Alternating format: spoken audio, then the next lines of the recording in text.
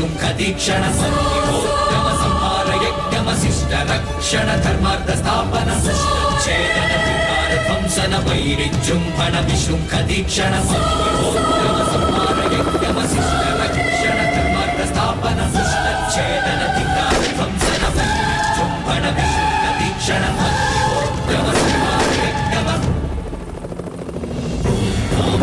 तापसो शिखरधूम ओजसो तेजसो विलयतुं तुम तुम तुम तापसो शिखरधूम तुम तुम तुम ओजसो तेजसो विलयतुं तुम तुम तुम तापसो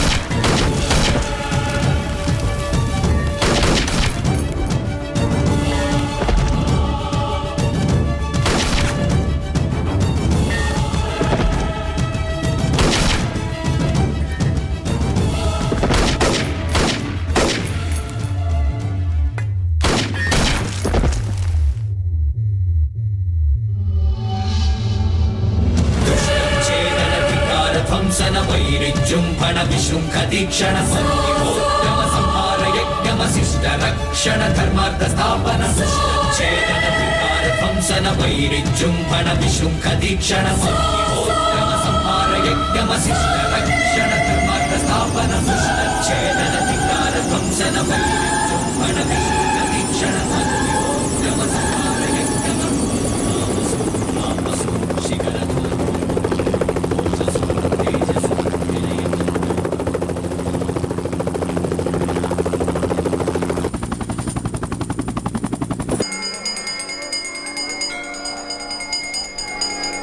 बाजू हटो पांडे भैया की जय, पांडे भैया की जय, पांडे भैया की जय, पांडे भैया की जय। नमस्ते। मंत्री पांडे जी की जय। चुप हो जाओ। भगवान के घर में आकर तुम लोग किसी और की जय जयकार कर रहे हो, बुद्धि भ्रष्ट है। ये हमारे मिनिस्टर साहब हैं। तो उससे क्या फर्क पड़ता है, पंक्ति में खड़ा करवाओ। मेरी इस तरह बेइज्जती करने के लिए यहाँ लेकर आए? मंत्री जी माफ कर दो, गलती हो गई। पंडित, ऐसे मंदिर और तेरे जैसे सैकड़ों पुजारियों को देखा मैंने। मैं जहाँ भी जाता हूँ वहाँ पर मंगल आरती का टाइम बदल जाता है और मैं जहाँ नहीं पहुँच पाता वहाँ से टोकरी भर के प्रसाद मेरे घर पहुँच जाता है। पंडित जी, आप क्यों इस तरह की कठोर बातें कर रहे हैं? मिनिस्टर साहब यहाँ इसलिए आए हैं ताकि हमारे मंदिर को ज्यादा से ज्यादा फंड रिलीज करवा सकें। मंदिर को फंड दिलवाकर अगर उन्हें लगता है कि उनके सारे पाप धुल जाएंगे तो उनसे कह दो यहाँ आने की जरूरत ही नहीं है। पहले तू ये तय कर ले कि तुझे यहाँ रहना है या नहीं। ये गंदी राजनीति करने वालों का पार्टी ऑफिस नहीं है, सच्चाई, धर्म, न्याय, नीति का स्वतंत्र पीठ है। इस पीठ से ही हमारी इज्जत बरकरार है। हम इस पीठ की शान को बरकरार रखने के लिए किसी भी हद तक जा सकते हैं। जब भी हम अपनी योग्यता खो देते हैं तो ये पीठ नीचे उतार देता है। पंडित, मैं वो मंत्री हूँ जिसके पास 28 MLA का सपोर्ट है। मेरी बात नहीं मानने से सीएम की कुर्सी तक हिल जाती है और ऐसे में मैं तुझे छोड़ दूंगा। जब तक ये पंडित इस मंदिर में रहेगा मैं यहाँ कदम नहीं रखूंगा। चलो पंडित जी।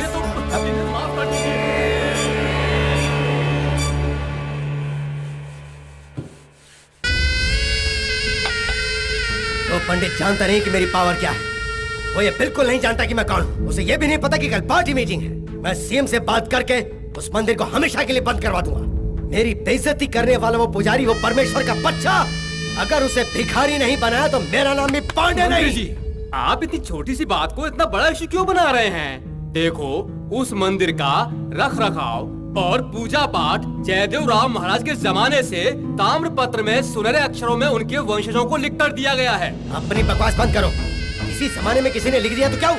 आज इस देश में हमारा ही राज है। अरे हमें मानना ही पड़ेगा। देखिए, ये सच है। हमारे देश को आजादी मिलने के बाद उस मंदिर को इंडोमेंटल में शामिल होने से रोक दिया गया। ये एक इतिहास में दर्ज हुआ पुण्य स्थल है। उसकी देखभाल वही करेंगे। इसकी इजाजत उन्होंने कानून से ले ली है। तो तुम लोग क्या चाहते हो?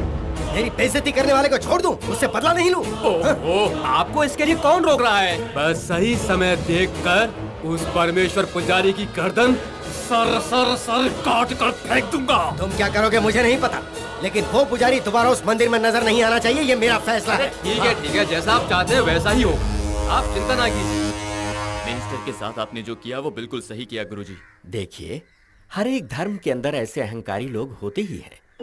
पवित्र मंदिर के अंदर प्रवेश लेने से पहले अपने सारे अहंकार को छोड़कर प्रवेश करें तो ही 33 करोड़ देवताओं को अपनी आंखों से देख सकते हैं। बिल्कुल सही गुरुजी। इस वर्ष का उत्सव भी जल्दी ही आने वाला है। जी हाँ, इस बार इस उत्सव का आयोजन बहुत धूमधाम से होना चाहिए। वो क्या है ना कि इस उत्सव में लाखों की संख्या में भक्त जन आने वाले हैं। उन सब के लिए भोज का प्रबंध भी उचित तरीके से होना चाहिए, किसी वस्तु की कमी नहीं होनी चाहिए। ठीक है गुरुजी। ठीक है, अब आप लोग जाइए। शंकरा परमेश्वरा। लीजिए। हाँ, तुम आज आरती में क्यों नहीं आई? आप जब शिव की आराधना करते हैं तब आपको सामने कुछ दिखाई देता है भला? आज एकादशी है, फल दूध कुछ लाऊं आपके लिए? नहीं भाग्यवान, पता नहीं क्यों मन कुछ व्याकुल सा हो रहा है। क्यों जी, ऐसा क्या हुआ? मठाधीश की उपाधि का ये मेरा अंतिम वर्ष है और यही सोचकर मेरा मन अत्यंत व्याकुल हो रहा है भाग्यवान। उसके लिए तू इतनी चिंता क्यों कर रहा है? तेरे बाद तेरा पुत्र शिव प्रसाद है ना। ये याद रख, कब क्या होना है, किसे क्या बनना है, ये सब ऊपर वाला जानता है। आप कहे तो मैं शिव से इस बारे में बात करूं? अब क्या बात करना है उससे? क्या वो मेरी बात सुनकर उसका पालन करेगा? वो सब तो ठीक है, उत्सव में उसे आमंत्रित किया है कि नहीं? वो क्या है ना कि अमेरिका से उसे यात्रा का प्रबंध करके आना होगा। पिताजी, उसने बताया था मार्स प्लेनेट में सैटेलाइट लॉन्च करने का डेट नजदीक आ रहा है। अब 2 हफ्ते से फोन भी नहीं आया। मैं फोन करके देखता हूँ। अच्छा बताओ, तुमने शिवम को भी कहा है कि नहीं? हाँ, जब देखो तब एक्सपोर्ट का बहाना देकर ये देश वो देश भटकता रहता है। वो क्या एक्सपोर्ट करता है ये भगवान ही जाने।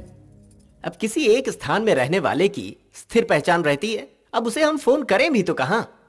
यहाँ वहाँ बवंडर की तरह घूमता रहता है वो। बिल्कुल, बहती नदी, तेज वायु, घूमती हुई भूमि, फैलती हुई आग, कभी भी एक ही स्थान पर नहीं रुकता है। वैसा ही है ये शिवम, सदा यात्रा करने वाला काल भैरव।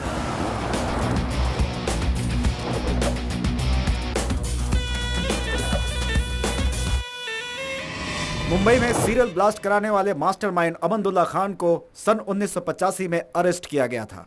उसके चंद दिनों बाद ही उसके संगठन के लोगों ने केंद्रीय सचिव की लड़की का अपहरण करके इस आतंकवादी की रिहाई की मांग रखी थी। इनके आगे सरकार को भी झुकना पड़ा था। रिहा होते ही पाकिस्तान जाकर कोरियन माफिया के साथ मिलकर हिंदुस्तान में ड्रग का कारोबार शुरू कर दिया। भारतीय मूल के एलेक्स नाम के एक डॉन के साथ सोने के धंधे के सिलसिले में जब उसने एक मीटिंग सेट की, उसी वक्त इंटरपोल ने अटैक किया, जिसमें अलेक्जेंडर भाग निकला और ये पकड़ा गया। मिस्टर अमंदुल्ला खान, आपके ऊपर जो इल्जाम लगे हैं उसके लिए आपको जमानत नहीं मिल सकती। इसके बावजूद आप रिहा होने के लिए सरकार पे प्रेशर बना रहे हैं। इस बारे में आप कुछ कहिए। प्रेशर बनाने की मुझे जरूरत पड़े इतना कमजोर नहीं हूँ, और ना ही खुद को छोड़ने के लिए मैं किसी के सामने गिड़गिड़ाया हूँ। उन्हें खुद छोड़ना पड़ा है। मुझे वांटेड लिस्ट में शामिल करने वालों से लेकर अरेस्ट करने वालों तक सभी को अभी से ठंडा बुखार आना शुरू हो गया है। जैसे मैं चाहता हूँ उसी तरह चलेंगे तो यहाँ सुख शांति के साथ रह सकते हैं, ये वो अच्छी तरह से जानते हैं। इतनी सिक्योरिटी यहाँ पर लगा रखी है इसलिए नहीं कि मैं यहाँ से भाग जाऊंगा, बल्कि इसलिए कि भूल चूक से भी मुझे कोई तकलीफ ना हो जाए। अगर ऐसा कुछ हुआ तो फिर खून की होली खेली जाएगी।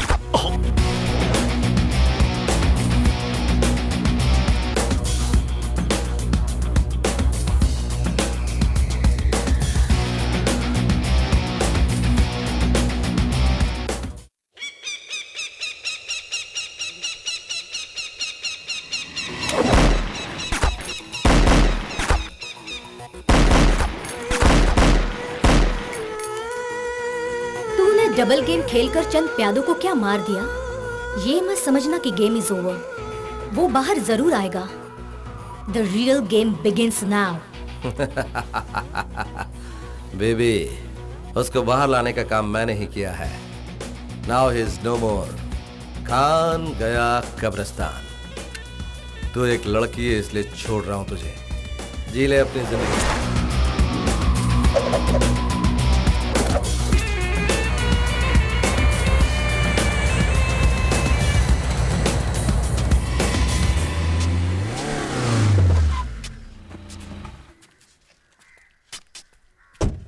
अरे अरे रुको। हाँ, क्या हुआ? तुम लोग अपने माथे से विभूति चंदन सब पहुंच लो। लेकिन क्यों?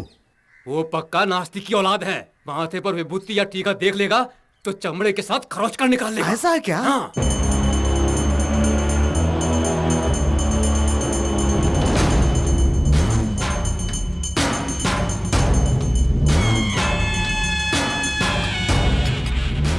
अहम ब्रह्मास्मि, मेरे लिए मैं खुद भगवान हूँ।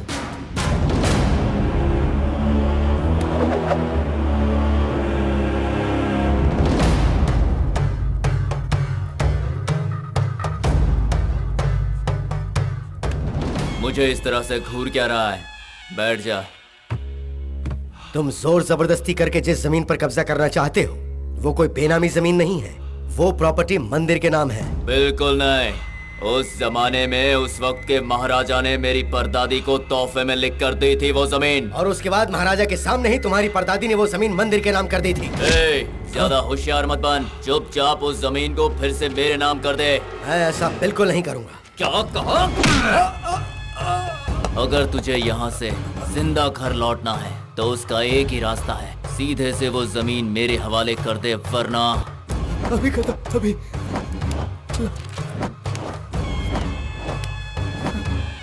मैंने इस पे साइन कर दिया, अब मुझे जाने दो। इसकी लाश ले जाकर एक गड्ढे में डाल दो और वहाँ एक नारियल का पेड़ लगा दो। भूतनाथ जी, आपका नाम बिल्कुल सही है। माँ बाप ने सोच समझ कर रखा है। भाई, जब आप उसके सर पर नारियल फोड़ रहे थे तो हमारा दिल धक धक कर रहा था। भाई, आप इस तरह कितने नारियल फोड़ चुके हैं? कितने सर फोड़े उसका हिसाब नहीं है तो नारियल का हिसाब कैसे रखूंगा? लेकिन एक बात जरूर याद रखना, हाल ही में जितने सर फूटेंगे उनमें तुम तीनों के सर शामिल होंगे। मेरी 40 एकड़ की जमीन में जो गौशाला है, कहा था उसे खाली करवाओ। वो काम छोड़कर तुम सब अपनी जेब भरने में लगे हुए हो। अरे रे, ये आप क्या कह रहे हैं? हमारी इतनी जुर्रत? भाई, कुछ दिन और इंतजार कर लो। मंदिर की सारी जमीन जायदाद को अपने हाथ में लेकर हम सबको नीचा दिखाने वाला वो परमेश्वर पुजारी है। लेकिन कुछ ही दिनों में वो उस कुर्सी से उतरने वाला है। देखो, अब मुझसे और इंतजार नहीं होता। क्या है ना, मैं नारियल फोड़ने के लिए बहुत उतावला रहता हूँ। आपको फिक्र करने की कोई जरूरत नहीं है। सारी जिम्मेदारी हम तीनों पर छोड़कर आप बेफिक्र होकर निश्चिंत हो जाइए। हम लोग सब संभाल लेंगे। गुरुजी, आपका संगीत सुनकर तो तालाब की मछलियाँ भी ऊपर आकर अपना नृत्य दिखा रही हैं। सभी विद्वानों के पास एक ही गुण होता है, लेकिन आप गुरुजी हर किसी की आवाज में कैसे गा लेते हैं? आप बहुत टैलेंटेड हैं। ये बात पूरा संसार जानता है। मुद्दे की बात करो। गुरुजी, आज आपको ढूंढते हुए एक बड़ा आदमी आया था। कौन था? उनकी लड़की की शादी में वो आपसे संगीत सम्मेलन करवाना चाहता है। तो कर देंगे। मेरी आपसे एक रिक्वेस्ट है। आपने इससे पहले एक शादी में गाना गाया था ना, हाँ। शोक संगीत। हाँ। यहाँ कौन किसका है, बेरहम दुनिया है। इमोशनल गाने मत गाना वहाँ पर। उससे तुझे क्या प्रॉब्लम है? मुझे कोई प्रॉब्लम नहीं है। हाँ। ब्याह रचाकर घर संसार बसाने वाला लड़का आपका गाना सुनकर 1 महीने के अंदर ही अपनी पत्नी को छोड़कर जंगल में चला गया। वही तो, मेरे संगीत में पावर है। पावर संगीत में नहीं, आपके पेट में है। भूल गया?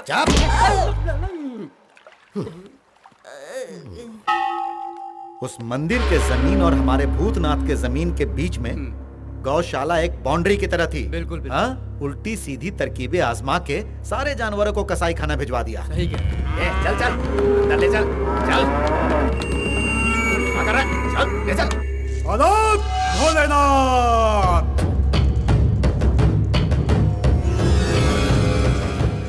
अत्याचार, महाअत्याचार, सत्यानाश हो जाएगा पापियों। जैसा बीज बोएगा वैसा ही फल पाएगा। याद रखना, दूध देने वाली का रक्त बहाने वाले पापियों, तुम्हारा सत्यानाश हो। सड़ी गली चीजों को खाकर पचाने वाले गिद्ध हो तुम। घोर संकट आने वाला है। तुमने मैंने जो जाल बिछाया है उसमें तुम लोग ही फंसोगे, क्योंकि एक धूमकेतु तुम्हारे विनाश के लिए अब आ चुका है।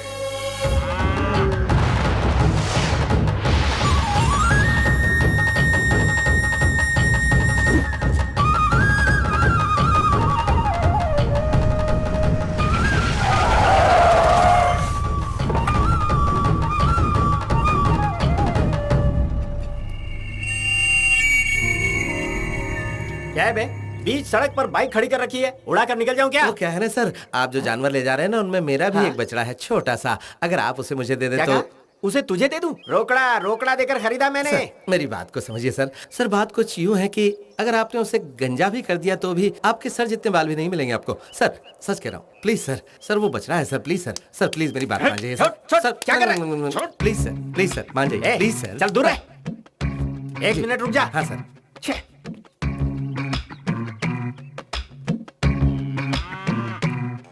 क्या हुआ बेटा? मैंने छोना? हाँ क्या कहा? ये बात है। अच्छा छोना, उन्हें भी साथ में ले चलेंगे। ओके। ये क्या किया तुमने? एक को कहा था, तुमने सबको उतार दिया। हमने नहीं, सबको इसी ने उतारा है। ऐसा क्यों किया? दिखाई नहीं दे रहा मैं बात कर रहा हूँ छोना से? हाँ अच्छा ठीक है, ठीक है ठीक है ठीक है ठीक है। ये क्या पागलों के जैसे इससे बात कर रहा है? इसकी बोली तुझे समझ में आती है? क्यों नहीं समझ में आएगी, बिल्कुल समझ में आएगी। ये कह रहा है कि इसे माँ भी चाहिए। अभी चल रास्ता ना। भाई क्या है ना, लगता है तुम भी अपनी माँ से बिछड़कर लावारिस। मैं लावारिस नहीं हूँ। हाँ तो ये भी लावारिस नहीं बनना चाहता। ओ हाँ तो बोलो माता। हाँ हाँ बोलो बोलो। हाँ तो ये बात है। ओहो ऐसा क्या? ठीक है मैं बात करता हूँ। Okay don't worry don't worry. ठीक है इसकी माँ को भी ले जा। हाँ बात यह है कि हम दोनों के सौदे में एक छोटा सा चेंज आ गया। अब कैसा चेंज है भाई? माँ अकेली आने को तैयार ही नहीं हो रही है। तो फिर ये क्या चाहती है? ये माँ जॉइंट फैमिली में पली बड़ी है, तो अब दीदी को, दादी को, नाना को, नानी को, काका को, काकी को, बुआ को, फूफा को, सबको ये अपने साथ ले जाना चाहती है। कंफ्यूजन ये है कि तुम इन सबको मुझे लौटाओगे या फिर नहीं। कह रहे हीरो अपन को धमकी दे रहा है। अब तो अपन तेरे को ही कसाई खाना ले जाएगा, समझा? हाथ हटा बे। नहीं हटाया तो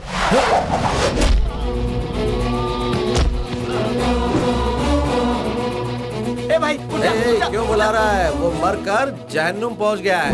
तू भी जाएगा क्या उसके पास?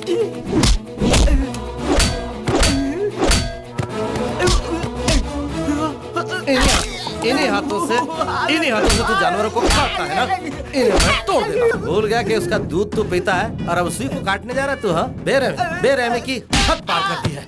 इंसानियत नहीं है क्या? हाँ अगर कल को तू बूढ़ा हो जाएगा तो तुझे भी कसाई को बेच दूं? कसाई को? चुप क्यों हो गया? इसी गाय का दूध पिया ना तूने? तुझे तो इसका एहसान मानना चाहिए।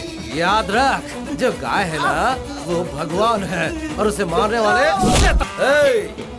कान खोल कर सुन लो, शाम होने से पहले सारी गाय गौशाला पहुंच जानी चाहिए, समझे कि नहीं?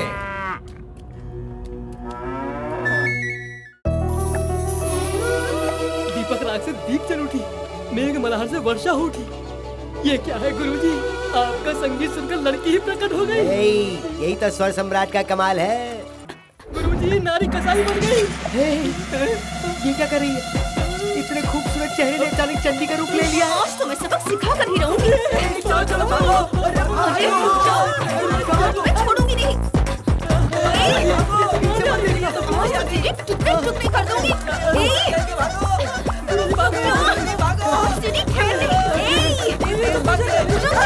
मैं कह रही हूँ रुक जा।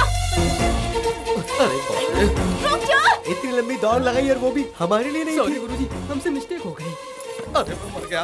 आज तो शिवम की हत्या निश्चित है। क्या हुआ शिवम? कोई कुत्ता पीछे पड़ा है क्या? कुत्ते को तो मैं पत्थर मार के भगा देता, लेकिन यहाँ तो काली माँ चंडी साक्षात मेरे पीछे है। बचाओ। Police police. तुम्हें क्या समझ रखा है? हाँ एक ही बार में सिर से फर अलग कर दूंगी, समझो? बचाओ। इस साल मैं तुझसे शादी करके ही रहूंगी। ये क्या हुआ? जो हत्या करने गई थी वो विवाह की बात कर रही है। गुरुजी क्या? आपका ट्रैक क्लोज। अरे तू तुझसे शादी कौन करेगा? तुझे पता है तू कैसी लड़की है? ना शर्म ना हया, ये कोयता लेकर बीच सड़क पे मुझे दौड़ा रही है। गुरुजी आपका ट्रैक ओपन। अंकल जी आप इस लड़की को नहीं जानते। पता है इसने 10वीं में क्या किया था? इतनी शॉर्ट्स पहनकर पेड़ के ऊपर चढ़ गई थी और मुझे नीचे बैठा दिया था। आम जो चुराने थे इसे। शिव की सौगंध, काश तेरी जगह वहाँ पर मैं होता। हाँ? पर चाहे जो भी हो, मैं शादी तुझसे ही करूंगी। सिर्फ कट जाए या जान चली जाए, तुझे मुझसे कोई नहीं बचा सकता। तू मेरा भले सर कलम कर दे, मैं तुझसे शादी नहीं करूंगा। बिल्कुल सही कहा, किसी भी कीमत पे इसे शादी मत करना, अपनी जुबान पे कायम रखना। थैंक यू, आप इसे संभालो। क्या पापा, आप हमेशा उसी की तरफदारी करते हैं। अरे तेरी किस्मत अच्छी है, वो खुद शादी से इनकार कर रहा था, आज आया है, कल चला जाएगा, 6 महीने तक नहीं दिखेगा। वो कहाँ क्या करता है किसी को कुछ नहीं पता। ये लड़का तेरे लायक नहीं है, एक अच्छे लड़के से तेरी शादी करवाऊंगा, उसे भूल जा तू। शिवम के साथ इसकी शादी नहीं होगी। अब आपकी लाइन के लिए ऐसा क्या? तो फिर मैं बजाना शुरू करता हूँ। क्या? हारमोनियम। तुम लोग हमेशा सिर्फ डबल मीनिंग ही समझते हो। गुरु गुरु गुरु गुरु, जरा रुको गुरु। ओ श्री कुमार, कैसे हो? टोपी पहनाने का बिजनेस कैसे चला? चुप हो जाओ गुरु, पुरानी बातों को तुमने अब तक अपने पेट में पचाया नहीं। ठीक है यार, अच्छा बताओ क्या काम है? ज्यादा कुछ नहीं, बस तुमसे एक छोटी सी हेल्प चाहिए थी। ओ मुझसे? बोलो क्या? तुमने तो उस लड़की को ना कह के छोड़ दिया है, तो मैं सोच रहा था कि ऐसे मौके पे क्यों ना मैं ही ट्राई कर लूं। अगर तुम कोऑपरेट करोगे तो सोचा कि एंटर द ड्रैगन की तरह मैं उसकी लाइफ में एंट्री कर लूंगा। ठीक है, ओके ओके। लेकिन एक बात याद रखना दोस्त, वो लड़की महा डेंजरस है। ये जो तूने अपना एंटीना खड़ा कर रखा ना, इसे छुपा ले वरना नोच के बाहर निकाल देगी। All the best. जा, मैंने छोड़ दिया उसे। थैंक्स गुरु, टाटा गुरु। ओके, तुम संभालो उसे। दीदी, सुना है शिवम लौट आया है। अच्छा, पता नहीं घर कब आएगा। जानती हो, भूतनाथ के साथ ट्रस्ट के सारे लोग मिलकर जानवरों को कसाई खाना भेज रहे थे। हे राम, उसके बाद क्या हुआ? वहाँ हमारा शिवम पहुँच गया और उसने उन सारे जानवरों को बचा लिया। भगवान तुझे बुरी नजरों से बचाए। ये क्या माँ, जब भी आता हूँ तुम आरती उतारती हो। Oh okay okay. इसे ले जाओ। जाओ जाओ, जल्दी नहा कर आओ, मैं तुम्हारे लिए खाना परोसती हूँ। खाने में तुमने हलवा पूरी तो बनाया ना? मुझे पता है तुम्हारी मनपसंद चीज क्या है, मैंने सब वाह बनाया वाह है। वाह वाह, इन हाथों से बनाया हलवा पूरी खाए मुझे अरसा हो गया। मैं 5 मिनट में आता हूँ, ठीक है? जा। कैसे हो भाई? Hello, hi. Hi Pawan, how are you? Hi चाचू। ये लो, इसे खोलो और जो तुम्हें चाहिए वो ले लो, ठीक है? Thank you. क्या बात है, मुझसे पहले यहाँ पहुँच गए? बस परसों इसका एग्जाम खत्म हुआ और पापा ने कहा कि उत्सव आ रहा है तो आप लोग आ जाइए, तो हम जल्दी आ गए। गुड। तू लास्ट मंथ अमेरिका आने वाला था, तो आया था या नहीं? कुछ पता ही नहीं चला। आया था लेकिन तुरंत लौट आया, तुमसे मिल नहीं पाया, सॉरी भैया। ये पहली बार नहीं है कि तू ऐसा कर रहा है। बेटा, हाय गॉडफादर, हाउ आर यू? दद्दू। अरे बेटा, मेरा बच्चा शिवम, कैसे हो दद्दू? अरे मैं तो ठीक हूँ, लेकिन तू ये बता कि तू सुबह आने वाला था तो इतनी देर क्यों हो गई? अब क्या कहूँ दद्दू, वो जो लड़की है ना, वो तो साक्षात काली का अवतार है। इतना बड़ा कोयता लेकर बिंदास होकर मेरी जान लेना चाहती थी वो। अरे बाप रे। ये क्या बेटा, तुम उसकी बुराई कर रहे हो? तुम तो उसकी जान हो। क्या कहा? जान हूँ? नहीं भागता तो बीच बाजार में मुझे टपका देती। हाँ, वो तो अंकल आगे तो मैं बच गया। अब ऐसी लड़की से कोई शादी करेगा क्या? मुझे अपनी जान प्यारी है। मतलब तुम्हें मंजूर नहीं हाँ, है? करेक्ट। तो फिर ठीक है, ये बात याद रखना, चाहे जो भी हालात हो, जो बात तुमने आज कही है, कल उस बात से मुकर मत जाना। हाँ, ये क्या? अरे दद्दू, ये तो ऐसे बोल गई जैसे इन्होंने पहले से ही सब रिकॉर्ड करके रखा हो। देखो, जो रिकॉर्ड होता है उसे हम डिलीट कर सकते हैं, लेकिन अपनी बेटी को तुम्हें नहीं देना है, ये बात उसके पिता ने मन में ठान ली है। क्यों? ऐसा क्यों? उनके होने वाले दामाद का गवर्नमेंट ऑफिसर होना बहुत जरूरी है, ये उसके पिता की शर्त है। तुम विदेश जाने का ख्याल छोड़कर यही रहकर कोई अच्छी सी नौकरी कर लोगे तो मैं किसी तरह उसके पिता को मना लूंगी। आपकी बेटी से शादी करने से बेहतर है कि मैं पूरी जिंदगी विदेश घूमता रहूं। क्यों? शिवम। हाँ, पापा कब आया बेटा? अभी अभी आया पापा। इस बार 10-15 दिन के लिए यहाँ रुकेगा या फिर से चक्रगिन्नी हो जाएगा? पापा, मेजर एक्सपोर्ट का काम निपटा कर आया हूँ। ठीक है ठीक है, इस बार कार्तिक उत्सव के बाद ही तुझे यहाँ से जाना होगा। पापा, मम्मी के हाथ का खाना और आपके हाथ का प्रसाद खाकर ही जाऊंगा, ये फैसला करके आया हूँ। अच्छी बात है। शिवम, हाँ माँ। अरे जल्दी आ, कब से बुला रही हूँ। हाँ आ रहा हूँ माँ, आता हूँ, माँ बुला रही।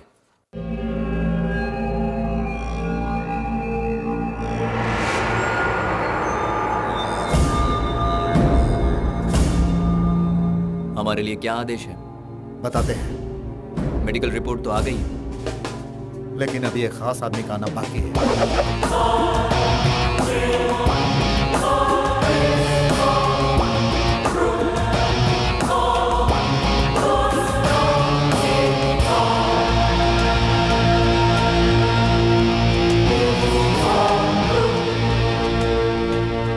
शुक्रिया मेरे दोस्त, शुक्रिया।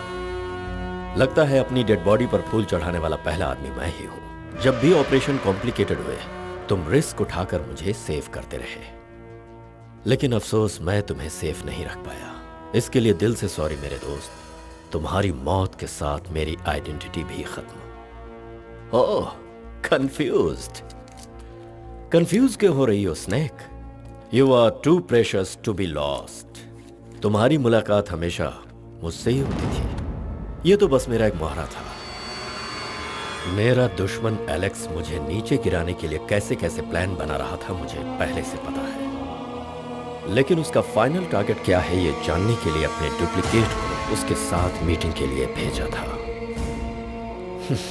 उसने तो मुझे शमशान पहुंचाने का पूरा बंदोबस्त कर रखा था। सत्य, आज तुम जिंदा हो यही बहुत है। कम, लेट्स सेलिब्रेट। किस खुशी में? जो जेल के अंदर बंद था उसे बाहर निकाल कर पब्लिक के सामने मारा, इस खुशी में सेलिब्रेट करें, या फिर मेरी आइडेंटिटी हमेशा के लिए खत्म हो गई इस खुशी में? जब तक मैं न चाहूं मेरे डुप्लीकेट के मौत की खबर लीक नहीं होनी चाहिए। मेरा दुश्मन मर गया इस ब्रेकिंग न्यूज के साथ मैं जिंदा हूं, ये सनसनीखेज खबर एक साथ आएगी। एलेक्स को अमानुल्लाह खान का रेंज क्या है सिर्फ यही पता है, लेकिन इस खान का रिवेंज कैसा होता है ये अब मैं उसे दिखाऊंगा। देखो बेटी, संगीत में सब कुछ भुलाने की शक्ति है। संगीत सीखने से लड़की की इज्जत बढ़ती है। रिश्ते की बात करते समय लड़के वाले लड़की को गाना आता है कि नहीं ये पूछते हैं, ना बोलने पर नाक कटती है। संगीत सीख लोगी तो विवाह भी हो जाएगा और शिवम को भूल भी जाओगी। चल, मंगनी की बात करने के लिए लड़के और उसके पिता पूरी रस्म के साथ यहाँ पर आ रहे हैं। अबे गधे के बच्चे। नमस्ते गुरुजी। नमस्ते शंकर भैया। अंकल जी। अंकल नहीं तो क्या दादा बोलूं? नहीं श्रीमान, हाइट और साइज छोड़ दें तो हमारी और तुम्हारी उम्र लगभग एक ही है। अरे श्रीमान जी, आप कैसी बातें कर रहे हैं? आपकी तो शादी लायक एक जवान पुत्री है और मेरी तो अभी तक शादी भी नहीं हुई है। वाजपेयी जी और अब्दुल कलाम जी भी अभी तक कुंवारे ही हैं। मुझे बात आगे नहीं बढ़ानी है। वैसे आप यहाँ कैसे? आपको रस्म की थाली नहीं दिख रही है क्या? अरे वो तो दिखाई दे रहा है। ऐसे शुभ काम के लिए शुभ मुहूर्त देखकर आना चाहिए था ना। शुभ मुहूर्त देखने का टाइम नहीं था। अब आप जल्दी से हमारी बेटी को संगीत सिखा दीजिए श्रीमान। ये खड़ी रहती है तो बिल्कुल सितार जैसी लगती है और बैठे तो तानपुरे की तरह लगती है। ये लीजिए श्रीमान, गुरु दक्षिणा। अच्छी तरह संगीत सिखाइए। आप फिक्र मत कीजिए, आपकी बेटी को संगीत में पूरी तरह डुबोकर बाहर निकाल दूंगा। अम्मा जी, सिंह जी, शंकर जी, ये सभी लोग मेरी साधना से प्रसन्न होकर मुझे इनाम दे चुके हैं। तो तुम मेरे पास संगीत सीखने का मन बना चुकी हो ना? ये दो गधे पिछले 3 सालों से मुझसे संगीत सीख रहे हैं और 3 सुर तक नहीं सीख पाए। कुछ सिखाएंगे तभी तो सीखेंगे ना। अच्छा, 5-6 साल पहले यही स्टेशन के बाहर नुक्कड़ पर तुम नारियल पानी बेचा करते थे। इतनी जल्दी इतनी कामयाबी कैसे? संगीत की साधना करने के लिए मैं हिमालय पर्वत में जाकर आलाप करते करते करते थक कर मैं वहीं सो गया था। व्हाइट और व्हाइट ड्रेस में फिर सरस्वती हाथ में वीणा लेकर प्रकट हो गई थी। उन्होंने मुझसे पूछा कि बोलो कितना अमाउंट चाहिए तुम्हें बच्चे? गुरुजी, वो एजुकेशन डिपार्टमेंट की है। एजुकेशन देने वाली क्या कैश नहीं दे सकती है गधे? तब मैंने कहा कि मुझे संगीत के अलावा और कुछ नहीं चाहिए। तो उन्होंने लंबी जबान निकाली और बीज मंत्र मेरे मुंह में फूंक दिया था। कवि सम्राट कालिदास की कहानी लग रही है। तुम मेरा मजाक उड़ा रही हो। हाँ, तुमसे अच्छी तरह म्यूजिक सीखकर मैं उसे खुश कर दूंगी। किसको? मेरे शिवम को। तुम उस शिवम को खुश कर सकती हो या मैं तुम्हें खुश करके जीतता हूँ ये तो वक्त ही बताएगा। ये देखो यहाँ अकेला बैठा है, अब मैं अपनी चाल चल देता हूँ। कैसे इंसान हो यार तुम? ऐसे घुरा रहे हो जैसे कोई जानवर घुरा रहा है। इतनी बुरी आवाज भी नहीं थी यार। और नहीं तो क्या, पास आकर घर घर गेंडे की तरह घुरा रहा है। ये 3 पैक का असर है ना। पैक का असर है? क्यों बे, भवानी ने अब तक तेरी मांग नहीं भरी क्या? वो तो किसी भी दिन भरवा लूं, हाँ। लेकिन उसके बाप के दोनों पैर मेरी छाती पे पड़े हैं। क्यों, ऐसा क्या हुआ? कल उस लड़की को देखने कोई लड़का और उसके घर वाले आ रहे हैं भाई। हाँ, लेकिन मैं उसमें क्या कर सकता हूँ? अब तो सब कुछ तुम्हारे हाथ में है ना भाई। तो अब तेरी मांग मैं भरूं क्या? मेरी मजाक क्यों उड़ा रहे हो? फटाक से कोई आइडिया दो ना। देखो, मैं और भवानी बहुत अच्छे लवर्स हैं। देखो, दोस्ती के बीच में दरार आ जाएगी। अरे पहले मेरी पूरी बात तो सुन ले। माना हम दोनों लवर्स हैं, लेकिन वो लड़की तुम्हारी होगी। अब तुम कुछ मतलब की बात कर रहे हो? हाँ, अब मेरा आइडिया सुन। तो मेरी और भवानी की गांव के हर दीवार पे तस्वीर बना दे। बस उसे लड़का देखेगा और गुस्सा होकर भाग जाएगा। जा तू ये कर। अगर तस्वीर बनानी ही है तो मेरी और उसकी क्यों ना बनाओ? तो जा वो कर ले। लड़का आकर देखेगा तो मजाक समझेगा वो और लड़की को शादी करके ले जाएगा। जा जा जा तू कर ले। नहीं नहीं गुरु, मैं तुम्हारी ही बनाता हूँ। हे गुरु, मुझे आशीर्वाद दो ना। तेरे एंटीना की कसम शीघ्र तेरा विवाह संपन्न हो तथास्तु। अपनी बच्ची की तारीफ नहीं कर रहा हूँ, वो लाखों में एक है। बड़ों के आगे तो सर नहीं उठाती, डिग्री पास कर चुकी है, बहुत अच्छा गाती है। अरे यही तो है उसके गुरुजी। छोटी उम्र में बूढ़े को इसकी शादी करवाने की जरूरत क्या है? गुरुजी, उसकी शादी की तैयारी कर दो, ये बात आप ही ने कही थी। उसकी शादी मेरे साथ करवा देगा, यही सोचकर मैंने उससे कहा था। गुरुजी, ऐसा कभी हुआ है कि आपका प्लान कभी काम किया हो? हाय, नमस्ते नमस्ते नमस्ते दोस्तों। नमस्ते अंकल जी, नमस्ते टोपी जी। तुम इकलौते यहाँ क्यों आए हो? मम्मी पापा को नहीं भेज सकते थे? अंकल क्या बात कर रहे हैं? आप मेरे इकलौते अंकल हैं, आपकी एक इकलौती बेटी है, इसलिए मैं भी इकलौता ही आ गया। हाँ? ऐसा लग रहा है कि मैंने आपको कहीं देखा है। गली गली में इनके पोस्टर छपे हैं। करेक्ट। ए पार्वती, बच्ची को लेकर आओ, पता नहीं अब कौन सा बुरा काल आने वाला है।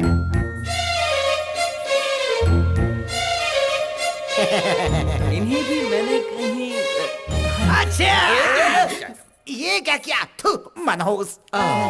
पापा क्या है? लगता है इस लड़की को भी मैंने कहीं देखा है। इसमें शक्कर तो बराबर से मिलाई है ना? हाँ मिलाई है, हाँ। लेकिन मिक्स नहीं की है। तो करो जाने मन, मिक्स करो। हाँ ए जी, मेरी फिंगर छोटी है। ठीक है, तो लाओ मैं करता हूँ। ओके। ये तुम सबके सामने क्या कर रहे हो? ये अपना मुंह बंद कर, मैं तेरे लिए काम कर रहा हूँ।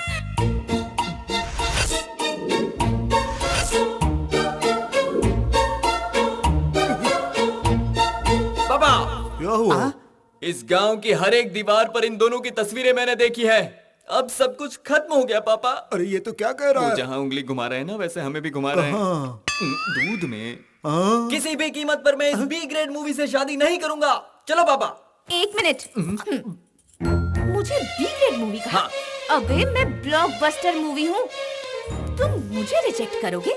तुम्हारी हैसियत ही क्या है? मैं तुझे रिजेक्ट करती हूँ, चल। बड़ा आया। हो जी, चलिए यहाँ से। अरे चलो जी। अरे रुकिए। अरे अंकल, आप बेकार का टेंशन क्यों ले रहे हैं? ये वो पिक्चर है जो डब्बा है, रिलीज नहीं हुई। लेकिन आपकी लड़की का, उसका तो सिल्वर जुबली होने वाला है, सुपर हिट लड़का मिलेगा उसे। हाँ, मेरा काम तो हो गया। ठीक है। शिवम के आते ही मैं समझ गया था कि ये रिश्ता कभी हो ही नहीं पाएगा। आप हताश मत होइए, कोई समाधान निकाल लेंगे। आप कुछ कहना चाहते हो क्या? आपके तेवर बदले बदले लग रहे हैं। दीवारों पे तस्वीर बना के रिश्ते बिगाड़ता है। गुरु रुक जा गुरु। क्यों, क्या बात है? हाँ, ओहो, तुम्हारा ससुर तो तुमसे अच्छा आर्टिस्ट है। दोनों गालों पर क्या पेंटिंग बनाई है? गुरु, तस्वीर बनाने वाला मैं हूँ और तस्वीर बनवाने वाले तुम हो।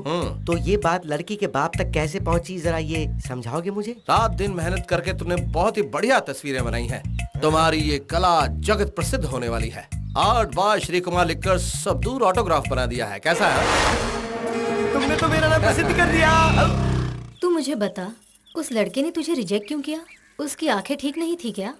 ओहो, उसकी आंखें बिल्कुल ठीक थी, इसीलिए ऐसा किया। क्यों?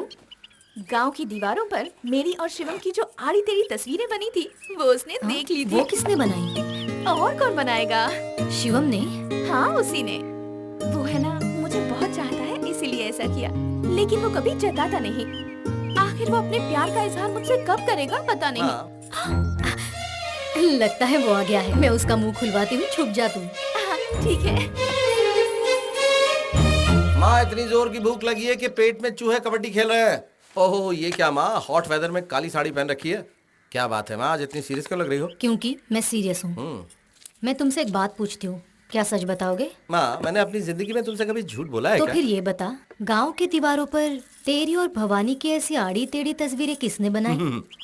बनाई है उस मोटू श्री कुमार ने और बनवाई है मैंने। क्या? किस लिए? ताकि भवानी की उस लड़के से शादी न हो सके। ऐसा करवाने से तुझे क्या मिलेगा? मुझे भवानी मिलेगी, और क्या माँ? मतलब वो तुझे पसंद है? ये क्या माँ, बेटे से ऐसे सवाल नहीं पूछे जाते। ए, तुझे पसंद है या नहीं? हाँ, पसंद है। हाँ, मुझे कुछ सुनाई नहीं दिया, जरा जोर से बोल। भवानी मुझे बहुत पसंद है।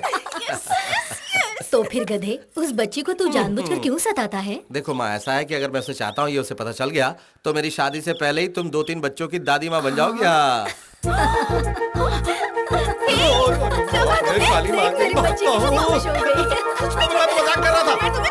माँ कसम मजाक कर रहा था। मैं सच बता रहा हूँ, पीछे मत पड़ो यार। तो छोड़ दो बाबा, माफ कर दो। सुनो ना, तुम्हारी कई बातों को सच साबित कर दी क्या? माँ बचाओ। अब मैंने डिसाइड कर लिया है, चाहे जो कर लो, मैं अब तुमसे दूर नहीं होने वाली। अब कहाँ जाओगे मेरी सोना? मैंने अपनी सेफ्टी के लिए अपने डुप्लीकेट को रखा था, लेकिन उसने डुप्लीकेट को मारकर ओरिजिनल को ही डमी बना दिया। कोई भी सिर्फ मेरे फोन कॉल पर भाई का आदमी आ रहा है ये कहकर सारे काम काज छोड़कर मेरा काम पहले करता था, लेकिन आज जब मैं खुद फोन कर रहा हूँ कोई फोन उठाने को तैयार ही नहीं। किधर है वो एलेक्स? तुम लोग चारों तरफ उसे ढूंढ रहे हो लेकिन उसकी खबर ही नहीं। देखो मुझे वो चाहिए मुनीर, उसे मैं नहीं छोड़ूंगा, मुझे वो चाहिए, समझे? ठीक है भाई। याद रखना, वो पाताल में भी छुपा हो तब भी मैं उसे ढूंढ निकालूंगा, नहीं छोड़ूंगा मैं उसे। अब तुम ये गांव छोड़कर बाहर गए ना, तो मैं तुम्हें नहीं छोड़ूंगी। जहाँ भी जाओगे वहीं आ जाऊंगी। मैं कहाँ रहता हूँ ये मुझे नहीं पता, तो फिर तुम कहाँ ढूंढती फिरोगी? मैं तुम्हारे बगैर नहीं रह सकती। जल्द से जल्द शादी की ये प्रॉब्लम सॉल्व करो। प्रॉब्लम नंबर 1, मेरे पापा को तुम्हारी सूरत पसंद नहीं है। प्रॉब्लम नंबर 2, ऑलरेडी मेरे लिए लड़का ढूंढ रहे हैं। प्रॉब्लम नंबर 3, वो भोपले का प्रॉब्लम, पुराने खंडर का पिलर। वही ना वो मोटू, वो प्रॉब्लम नहीं, वो तो अच्छी बात है। उस प्रॉब्लम का बनाऊंगा मैं लव ट्रायंगल और कर दूंगा फिनिश।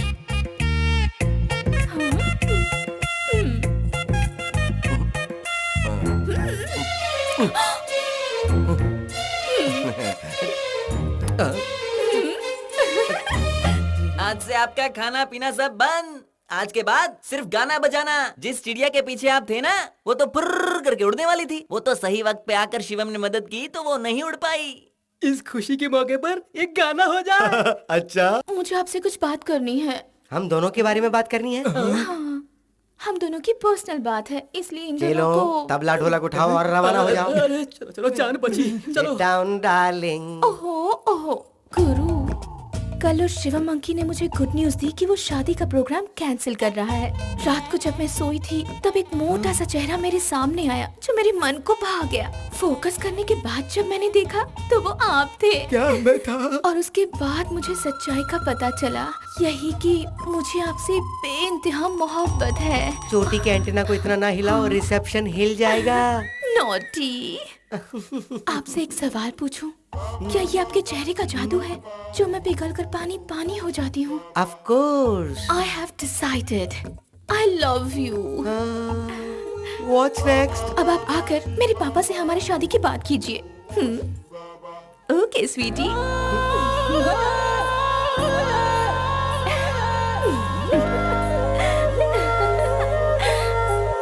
भवानी अब तक घर नहीं आई है, शादी के लायक हो गई है, फिर ये म्यूजिक सीखने की क्या जरूरत? सोचा था संगीत सीख लेगी तो अच्छा लड़का मिल जाएगा, लेकिन वो उसे तो लाज शर्म ही नहीं है तुम्हारी वजह से। ऐसा उसने क्या कर दिया? क्या कर दिया? जब भी कोई आता है गाय की तरह सींग मारने दौड़ती है। मेरे जीते जी पता नहीं उसकी शादी होगी कि नहीं होगी। मरने की बात क्यों करते हो पापा? आपको इतनी जल्दी मरने की कोई जरूरत नहीं, क्योंकि मैं ऑलरेडी अपने लिए लड़का सेलेक्ट कर चुकी हूँ। किसे? उसे शिवम को? छी, उससे शादी कौन करेगा? ना उसका सुर अच्छा है और ना ही वो संगीत जानता है। बिल्कुल सही कहा। अच्छा हुआ तेरे दिमाग से उसका भूत उतर गया। मैं बहुत खुश हूँ। वो लड़का कौन है बोल? अपने म्यूजिक टैलेंट से सबके दिलों का टेनेंट बना हुआ वही मेरा फेमस म्यूजिक गुरु श्री 7 सुरों का मालिक यानी सम्राट मेरा दिल जीत चुके हैं। अरे फूटी किस्मत हमारी, ये बच्चे अपना बचपना कब छोड़ेंगे? बड़ों की इज्जत को भरे बाजार में नीलाम करते हैं। आप ही की वजह से हुआ है, इसके जिम्मेदार आप ही हैं। तुम किसे कह रही हो? बता रही हूँ मैं आपको और सुना रही हूँ इसे। पर माँ, मैं कमेंट कर चुकी हूँ, अब क्या करूँ?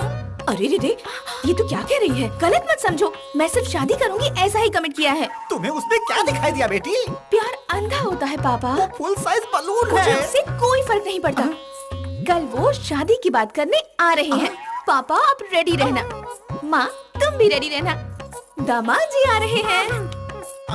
बहुत बढ़िया सिलेक्शन है। अब फैमिली पोर्ट्रेट कैसा होगा ये भी देख लो। ए पार्वती, हमारे तो नसीब ही फूटे हुए हैं। किसी तरह खाई से बचे तो सामने कुआं आ गया। अब ये विक्रम क्या करे? अब ये तो बेताल ही जाने।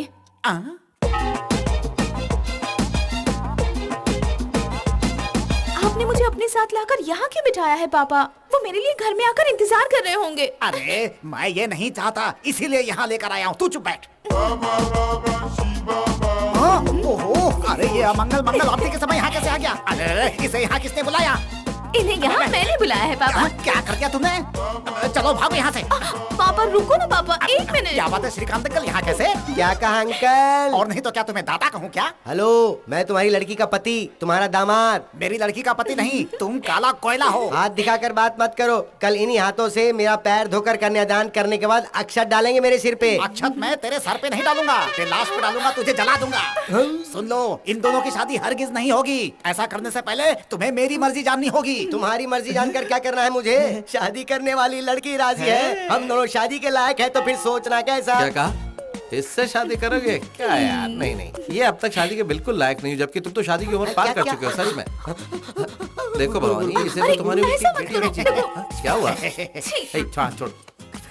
अरे ये कौन सी लैंग्वेज है? जर्मन लैंग्वेज है। जर्मन लैंग्वेज मुझे नहीं आती। चल मेरा हाथ छोड़। इधर आओ ना गुरु, इधर आओ। गुरु, अगर तुम ऐसा करोगे तो कैसा चलेगा? वो मेरी अकल, मेरी शक्ल और मेरी पर्सनालिटी पे नहीं मर मिटी है गुरु, वो तो मेरी वॉइस पे मर मिटी है गुरु। वॉइस पर? हाँ। अबे गेंडे, तुझे क्या लगता है कि तेरी वॉइस किस पर है? मैं नहीं जानता। ये क्या कर रहे हो? हाँ, ये है ना गीत माला, लोक गीत, भक्ति गीत, वेस्टर्न सॉन्ग, सब कुछ इस वॉइस कंट्रोल म्यूजिक प्लेयर पर भर के रखा। जरूरत के मुताबिक सॉन्ग प्ले करके उसके साथ लिप सिंक करके तू लोगों को टोपी पहनाता। हाँ, तेरे पेट पे बंधी है आईपॉड टेक्नोलॉजी, चोटी में लगा हुआ ये जीपीएस एंटेना और कान में मिनी स्पीकर बूम बैग्स। इन सब से तू लोगों को बेवकूफ बनाता है। अगर ये बात मैंने उसे बता दी तो सोच तेरे साथ क्या होगा। पूरे गांव में दौड़ा दौड़ा कर मारेगी। सोच ले, उसके बाद तेरा धंधा भी चौपट हो जाएगा। भिखारी की तरह तू दर दर की ठोकरें खाता फिरेगा। नहीं गुरु, प्लीज, रोजी रोटी के लिए ये सब कर रहा हूँ, ऐसा मत करना। इस राज को राजी रहने दो ना प्लीज। जिंदगी प्यारी है कि मोहब्बत प्यारी, पहले ये फैसला कर ले। जिंदगी प्यारी है, वैसे मैं थोड़ा रिस्क ले सकता हूँ। तो फिर मैं बता देता हूँ, मुझे क्या। नहीं गुरु, जान है तो ही जहान है। हाँ चलो। वो क्या है ना अंकल जी, ये तो अभी छोटा सा बच्चा है, इसकी उम्र ही क्या है। और संगीत में तो बहुत ही साधना की जरूरत होती है। अगर अभी से इससे शादी हो गई तो फिर इसकी साधना पूरी तरह भंग हो जाएगी। ये ख्याल इसको आया है ना? जरा बता दे। देवी, आज के बाद हम दोनों का रिश्ता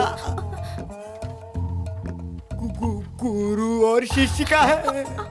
तो फिर मेरे प्यार का क्या होगा? मेरा ये हाल करने वाला ही तुम्हें सही रास्ता दिखाएगा। अंकल जी, तो फिर शादी के इरादे का क्या हुआ? ट्रायंगल पे गेम सक्सेस। पांडे भाई, हमारा वो 20 एकड़ जमीन वाला काम जो अटका है उसे पूरा कर दो ना भाई। तुझे बैठे बैठे वही याद आया है क्या? समझ हो गया, अब टेंशन मत ले। ये बताओ कि नई खबर क्या लाए? पांडे भैया जी, मंदिर का उत्सव नजदीक आ रहा है। हर साल आपके दिए हुए डोनेशन से ही आसपास के 10 गांवों को बुलाकर पेट भर भोजन का प्रबंध आज तक करते आए हैं। उस मंदिर में फूटी कौड़ी नहीं देने वाला मैं। मुझे मंदिर में आने से मना किया उसने। सैकड़ों लोगों के सामने मेरे दिए डोनेशन को उस पुजारी ने धिक्कारा था। मंत्री जी, ये कार्तिक महीना ही उसके लिए आखिरी साल है। बिल्कुल। इसके बाद वो रिटायर होकर घर के सामान की तरह कोने में पड़ा रहेगा। उसके बाद मंदिर का सारा रखरखाव हमारा ही होगा। देख लीजिएगा। ठीक है, चलो देखते हैं, पर याद रहे कि ये उस परमेश्वर पुजारी का आखिरी उत्सव होना चाहिए। अरे बहू, ये शिवम कहीं दिखाई नहीं दे रहा। कोई जरूरी काम है कहकर कल रात को ही वो विदेश चला गया है बाबूजी। शिबू, मुझे तुमसे एक खास विषय में बात करनी है। बोलिए पापा।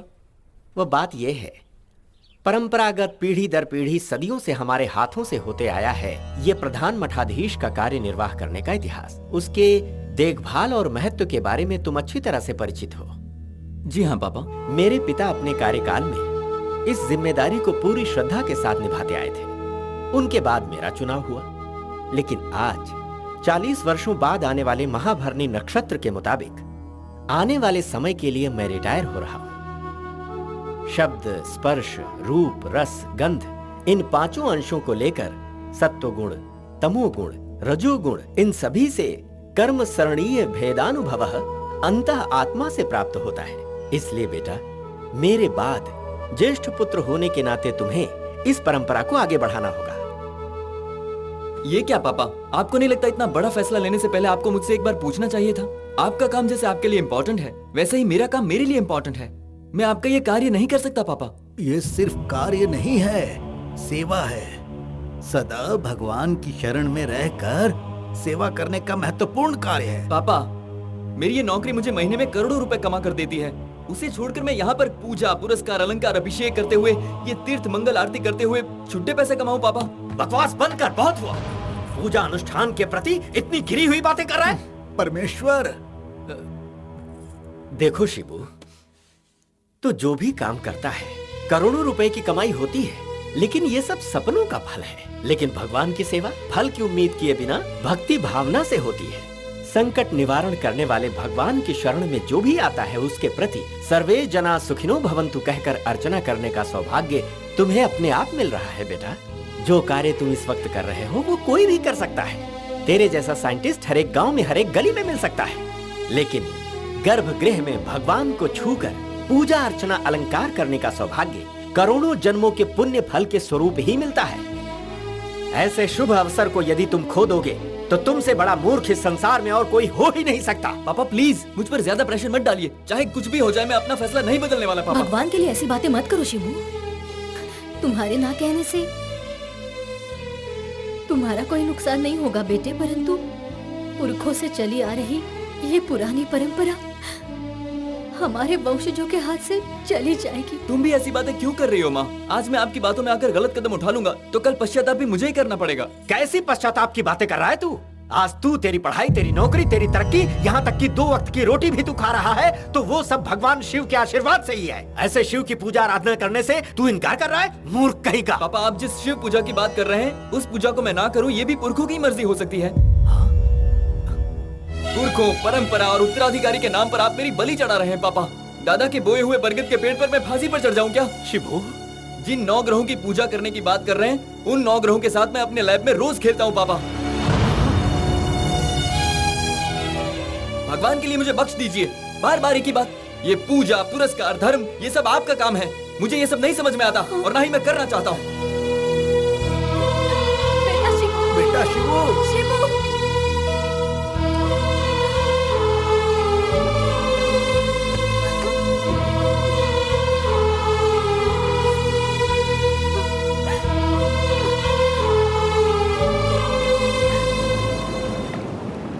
Alex, sorry to disturb you on your holiday.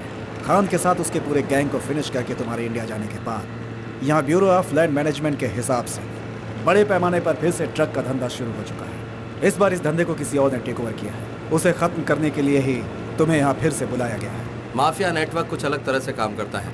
किसी और धंधे में जब नंबर 1 का आदमी नीचे आता है तभी दूसरे नंबर का आदमी उसकी जगह पर पहुँचता है, लेकिन यहाँ पर इंतजार नहीं किया जाता बल्कि बंदूक की नोक पर जगह हासिल की जाती है। जो पहली गोली चलाता है जीत उसी की होती है। इसलिए मैंने उसे बाहर निकाला और जहन्नुम भेज दिया। खान की जगह खाली होने के बाद नेटवर्क का फिर से इतने थोड़े समय में चालू हो जाना, इसका सिर्फ एक ही मतलब है, कोई और है जो खान की जगह पर पहुंच चुका है।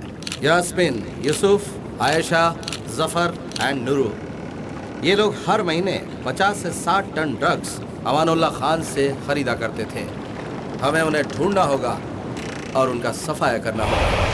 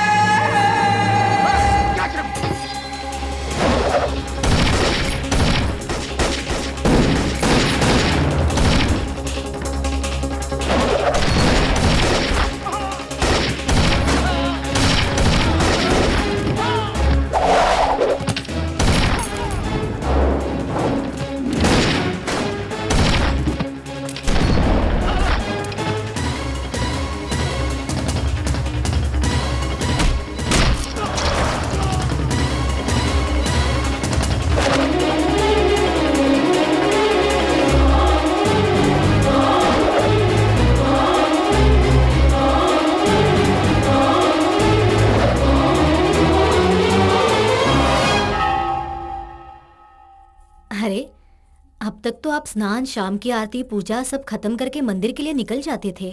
आज क्या हुआ जी, आप इतनी देर तक सोए हैं?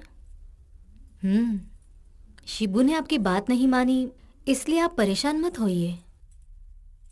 आपके बाद शिव का प्रसाद देने वाला कोई नहीं है तो क्या हुआ? शिव अपने भक्तों के लिए खुद ही अपना रास्ता निकालेगा। मैं कब से बोले जा रही हूँ लेकिन आप जवाब ही नहीं दे रहे। क्या हुआ है आपको? ए जी सुनिए सुनिए, ए जी, सुनिए सुनिए ना, शिबू।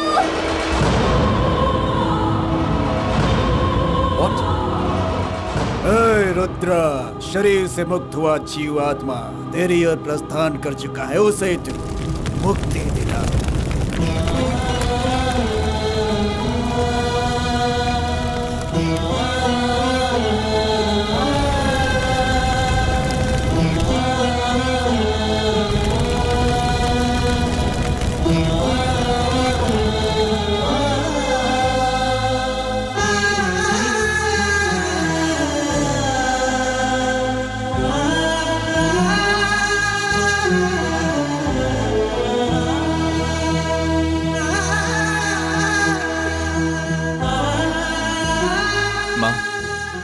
आज वापस जा रहा हूँ माँ। यहाँ की सारी विधि संपन्न करने के बाद तुम भी मेरे पास आ जाना माँ। पापा नहीं रहे तो तुम यहाँ रहकर क्या करोगी माँ? दद्दू, आप इन्हें समझाते क्यों नहीं? अगर माँ मेरे पास आ जाएंगी तो इन्हें अपने दुख दर्द से छुटकारा मिल जाएगा। हमारी सोच जैसा अगर सब कुछ होता तो दर्द से हर किसी को छुटकारा मिलता, संसार में हर कोई हंसी खुशी के साथ जीवन बिताता। ये सब कुछ छोड़कर तुम्हारे साथ आना हमारे लिए बिल्कुल मुमकिन नहीं। इतने सालों तक यहाँ रहे, हम इस मंदिर और जगह को नहीं छोड़ सकते। यही हमारा अस्तित्व है। तेरे पिता को गुजरे हुए अभी 3 दिन भी नहीं हुए और तू अपने फर्ज को छोड़कर जाने की तैयारी कर रहा है। वहाँ सैटेलाइट लॉन्च होने वाला है दद्दू, मेरा जाना जरूरी है। देखो बेटा, पिता के वचन का पालन करने के लिए वन में गए श्री राम जी जैसा तो तू नहीं बन सकता। माता पिता को कंधे पर ले जाने वाला श्रवण कुमार जैसा महान बेटा भी तो तू नहीं बन सकता। बेहतर है कि तू चला ही जा।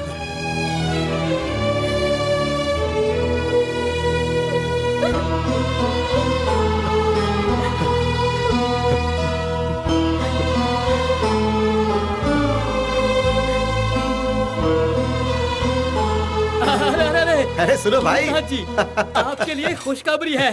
वर्षों से जो आपका दुश्मन बना बैठा था, वो परमेश्वर पुजारी सीधा कैलाश चला गया। इतना ही नहीं, उसके बाद उसका उत्तराधिकारी बेटा ये कहकर विदेश चला गया कि मुझे इस झमेले में नहीं पड़ना है। इतना अच्छा मौका हमें अपने हाथ से जाने नहीं देना चाहिए, छीन लेना चाहिए उसे।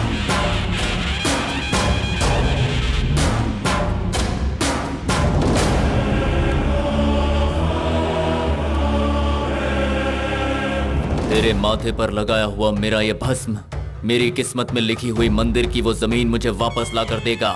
आज के बाद उस मंदिर का यही उत्तराधिकारी है और यही वारिस है। हमसे ऐसा क्या अपराध हो गया जिसके लिए तुम हमें ऐसी सजा दे रहे हो? सदियों सदियों से काल भैरव बने हुए हो। हम श्रद्धा से तुम्हारी सेवा करते आ रहे हो और तुम्हें जरा भी चिंता नहीं। तुम हमसे ये अपनी सेवा का सौभाग्य क्यों छीन रहे हो? बताओ भगवान, बताओ। अब तुम ही हमें कोई रास्ता दिखाओ।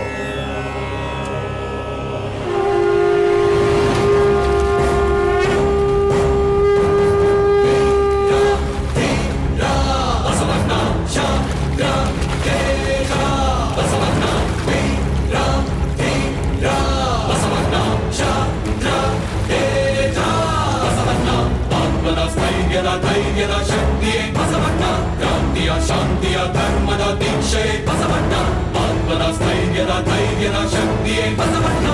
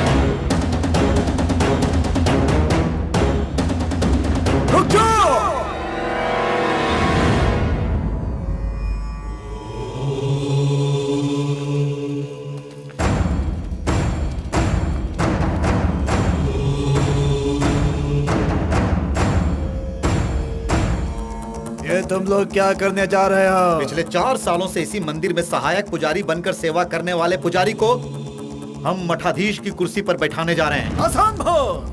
वो कार्य इनके वंशजों का है। पुराने मठाधीश का पुत्र हुआ तो क्या हुआ, हम इससे अपना मठाधीश नहीं मानते। इसमें उस पद के लिए कोई योग्यता है क्या? मैं ही अगला बार इसमें ऐसा कोई दावा ठोकने के लिए। ये कोई तुम्हारे पूर्वजों की जागीर नहीं है। सिर्फ जागीर की बात होती तो मैं उसे छोड़ देता। ये अस्तित्व की बात है, हमारे पूर्वजों का अस्तित्व। उस स्थान में बैठने के लिए तेरी क्या औकात है? तुझ में क्या योग्यता है? तुम्हें क्या जानना है, पूछो। ऐसा क्या गुरुजी, सारी जनता के सामने ये परीक्षा हो जाए, अभी की अभी फैसला हो जाएगा।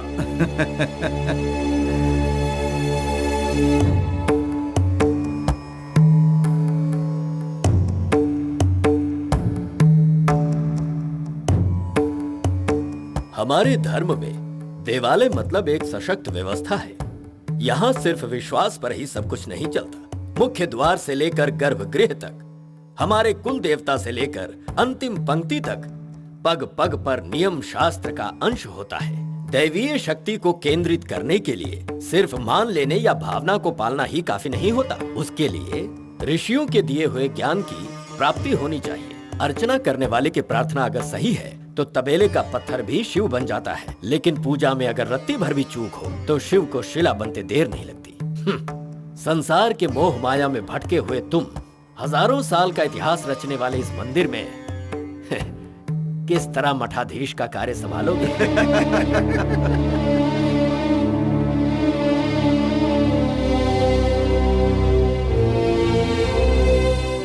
मैंने आज तक ऐसा कोई काम नहीं किया जिससे हमारे धर्म को चोट पहुंचे। स्वधर्मे निधनम श्रेया, ऐसा गीता में लिखा है। नित्य अनुष्ठान और पूजा अर्चना में किसी तरह की कोई चूक नहीं होगी, ये वचन मैं देता हूँ। खुशी की बात है, तुम्हें शास्त्रों का ज्ञान ही नहीं है, फिर तुम मठाधीश का कार्य कैसे कर पाओगे? भागवत गीता में श्री कृष्ण ने कहा है, तस्मात् शास्त्रम प्रमाणान्ते वर्तते काम कार्ता हंता। ये 14वें अध्याय में कहा है उन्होंने। शास्त्रों के ज्ञान के बिना मन मुताबिक उसका उच्चारण नहीं करना चाहिए, ऐसा श्री कृष्ण ने कहा है। क्या ये पता है तुम्हें? ये 14वें अध्याय में नहीं बल्कि 16वें अध्याय का 23वां श्लोक है। इच्छा शास्त्र विधि मुत संजय वर्तते काम करतः न ससिति मवापनोति न सुखम न परांगतम कहकर। शास्त्र के विधान को छोड़कर जो कोई अपनी इच्छानुसार पाठ करेगा उन्हें सिद्धि प्राप्त नहीं होगी, सुख प्राप्त नहीं होगा और न ही परम गति प्राप्त होगी। इसका तात्पर्य यही है। अब सुनिए 24वां श्लोक। तस्मात् शास्त्रम प्रमाणन्ते कार्य कार्यो व्यवस्थितो यात पर शास्त्रम विधानुतम कर्म कृतम निहर्वशी। इसका अर्थ है कि क्या करना चाहिए और क्या नहीं करना चाहिए, शास्त्र के आधार पर इसका निर्णय होना चाहिए। अपनी सुविधा हेतु कोई भी अनुचित कार्य नहीं करना चाहिए। गीता में भगवान ने इसी सत्य को प्रतिपादित किया है। वो सब तो ठीक है, सही कर्मों को कौन सा धर्म शास्त्र प्रमाणित करता है, क्या तुम्हें पता है? उस शास्त्र में विशेष 3 विधियां हैं, निगम, आगम, स्मृति। निगम का मतलब है वेद, आगम का मतलब है धर्मशास्त्र, स्मृति का मतलब है मंत्र तंत्र विज्ञान। सारे कर्मों का निर्माण, प्रतिस्थापना, अर्चना, सारे विधि विधान आगम शास्त्र के अनुसार ही होने चाहिए। निगम मंत्रों का उच्चारण अगम जैसा ही होना चाहिए। जिस कार्य का निर्माण अगम शास्त्र के अनुसार हुआ है उसी विधान के अनुसार पूजा अर्चना होनी चाहिए। हमारा देवालय शिवालय के अनुसार ही बनाया गया है और हमारे शिवालय मुख्यतः 28 प्रकार के होते हैं। कारण कामिका, योग चित्त, दीप, सूक्ष्म, सहस्रा आदि आदि। हमारा मंदिर कारण कामिका पद्धति से बना है। उसके लिए माता की आराधना और श्री चक्र की स्तुति श्री विद्या के संप्रदाय के अनुसार ही होनी चाहिए। शिव के अनुसार पंच ब्रह्मा मतलब कौन है? शिव का पंचमुख भी पंच ब्रह्मा है। उनके नाम है सद्यजोता, वामदेव, अघोर, तत्पुरुषा, ईशान। और इन 5 मुखों से ही न, म, शी, वा, यह नमः शिवाय से ही 5 अक्षर मंत्र उत्पन्न हुआ है। इन 5 मुखों को चैतन्य देने वाला शिव ही पंचमुख होकर संसार का नायक है। अच्छी बात है। और एक छोटा सा प्रश्न, शिवम राज कौन है? कोई कलह नहीं, किसी का वध नहीं, असत्य वचन नहीं, कोई अहंकार नहीं, किसी का उपहास नहीं, स्वयं की प्रशंसा नहीं, औरों का अपमान नहीं। यही आत्मशुद्धि है, यही भैरव की सिद्धि है। और यही है परमपिता परमात्मा की अमृत वाणी। ब्राह्मण कुल में पैदा होने वाले और भेदभाव का तिरस्कार करने वाले, सब में समानता लाने वाले 12वीं शताब्दी में पैदा हुए बसवराज जी के बारे में ही आप पूछ रहे थे क्या? बिल्कुल। सनातन धर्म ने ही मूर्ति को पूजने के प्रथा की शुरुआत की थी। तब से शिव के आगे बैठे हुए हैं नंदी महाराज, उसके बारे में बताओ। नंदीश्वर शिव पुराण के अनुसार शिला के आगे बैठकर तपस्या करने के फलस्वरूप शिव के ही अंश से अवतरित हुए हैं। ऋषि मुनियों के वेद वाक्य के अनुसार ही धर्म के 4 स्तंभ हुए हैं: सत्य, अहिंसा, शुचि, धर्मपद संपादन। इन 4 स्तंभों पर ही धर्म की सच्चाई टिकी है। इन्हीं ने हम सबको ज्ञान दिया है। धर्म का श्रद्धा से पालन करने पर ही ईश्वर प्राप्त होता है। नंदी महाराज के दर्शन के बाद ही शिव की पूजा होनी चाहिए। धर्म का रक्षक ही भगवान है। भगवान को देखकर सत्य आचरण करना ही धर्म है। शिव पर दृष्टि रखने वाला भक्त आनंद स्वरूप होता है और वो आनंद स्वरूप ही नंदी महाराज है। मानता भस्म धारण 3 रेखाओं में ही क्यों होता है? उसे आड़ा खींचने का कारण क्या है? अग्निमिति भस्म, जलमिति भस्म, स्थलमिति भस्म, भस्म व्योमिति भस्म जैसे वेद मंत्र भस्म को स्थापित करते हैं। अग्नि सारा भस्म वर्चस्व को, तेज को, आयुष, रक्षा, पवित्रता और शांति प्रदान करता है। भस्म भाषणात् भसितम प्रोक्तम भक्ष किल भस्म भक्षणात्, इसका अर्थ स्मृति व्याख्या। प्रकाश स्वरूप पाप का नाश करने वाली है भस्म। ओमकार में आकार, ओमकार मकारों को ऋग्वेद, साथ ही यजुर्वेद और सामवेद को ब्रह्मा विष्णु महेश्वर जी का प्रतीक मानकर भस्म की 3 रेखाएं माथे पर लगाई जाती हैं। माथे की लिखावट को शुभ बनाकर उसे परिवर्तित करने की शक्ति भस्म में होती है। आने वाले संकट का संकेत होता है। ललाट की रेखाओं के अनुसार ही भस्म को भी आड़े रूप में लगाया जाता है।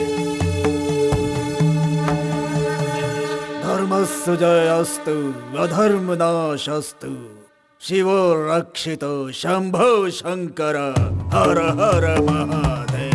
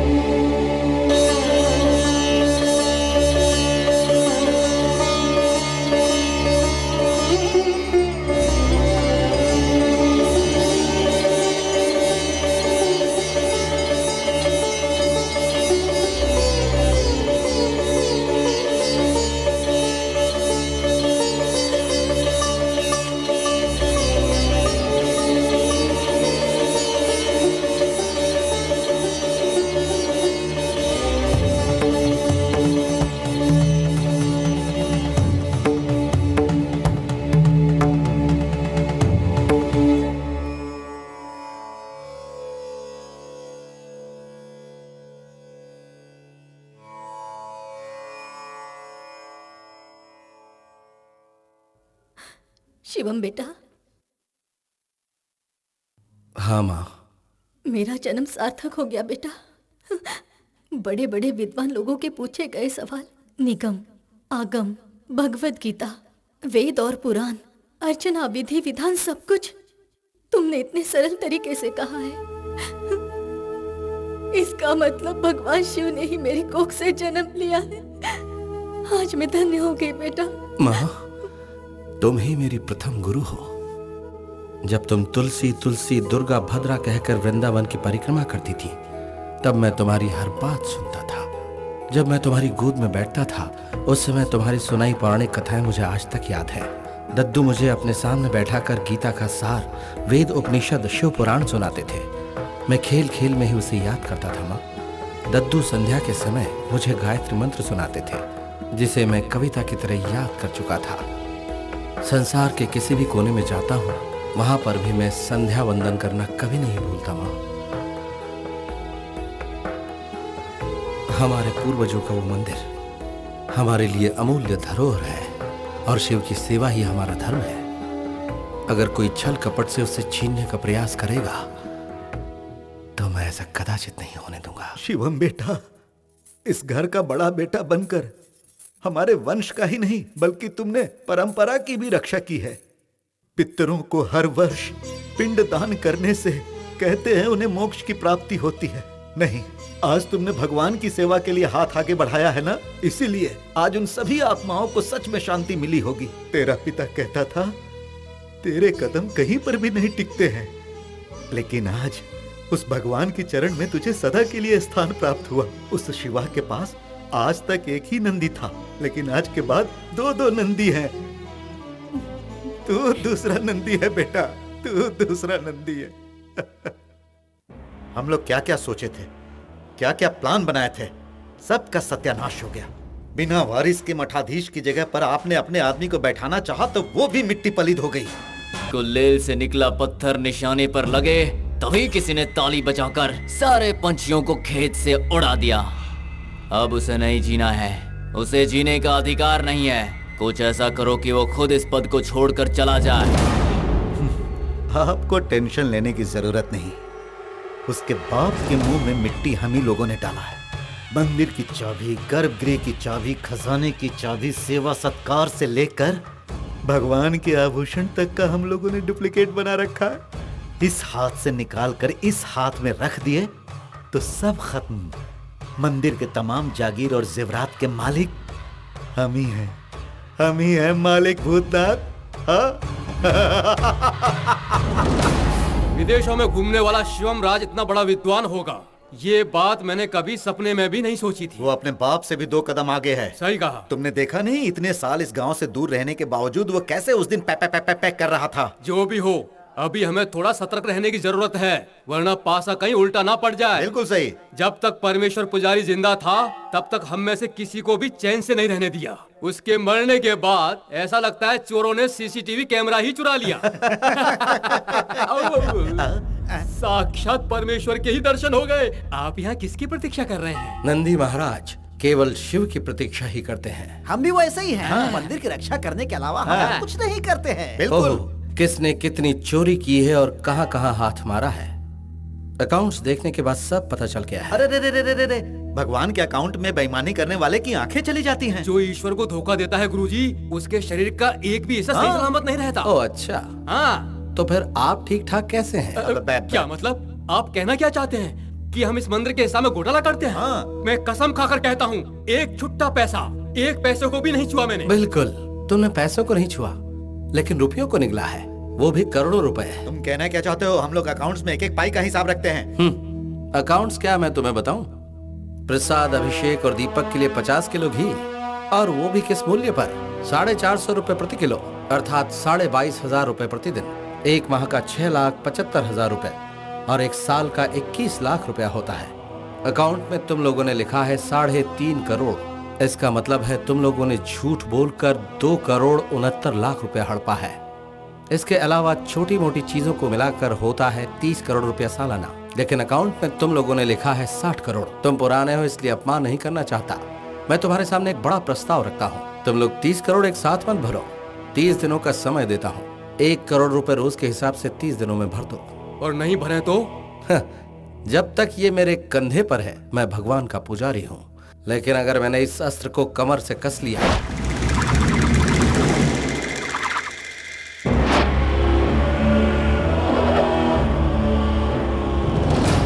30 करोड़ 30 दिनों में चुका दो, ऐसा हम सबको धमकी देकर गया है वो।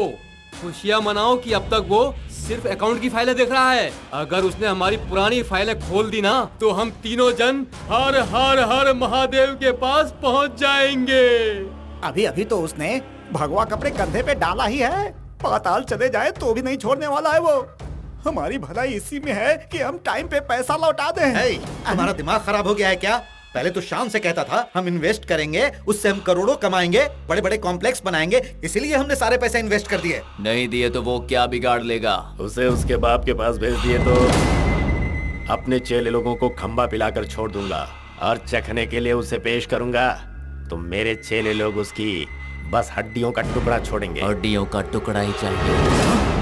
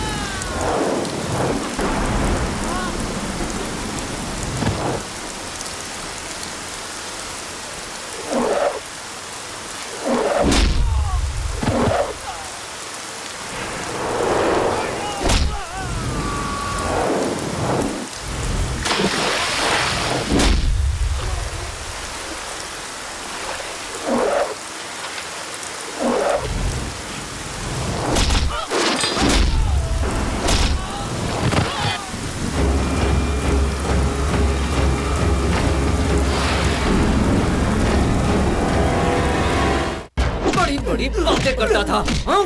क्या कर लिया तूने? क्या किया? हाँ? वापस आ गया।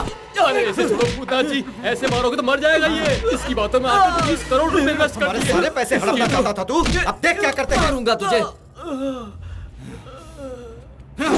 देख लिया, ये काम तुम जैसे चिंदी चोरों के बस का नहीं है। इसके लिए तो किसी बड़े गिरोह को सुपारी देनी ही पड़ेगी। फॉर्म पूरा चेक हो गया क्या? हो गया है भाई, सामने से हमें कंफर्मेशन में मिल गया है। अमाउंट का क्या हुआ? ट्रांसफर कर रहे हैं भाई। ओके, मुनीर कहाँ है? देखा, 100 साल तक नहीं मरेगा ये। मुंबई से एक डील मिला है भाई, एक पुजारी के लिए। इस तरह के चिल्लर डील में हाथ नहीं डालने का कितनी बार समझाया मैंने। करोड़ों का डील है भाई। एक पुजारी को टपकाने के लिए करोड़ों रुपए की डील। इसीलिए उसका फोटो फैक्स करने को कहा है। इंटरेस्टिंग। स्नेक, जाके जरा चेक करो फैक्स आया है क्या। ओके। इस काम को करने के लिए मैं खुद ही जाऊंगा।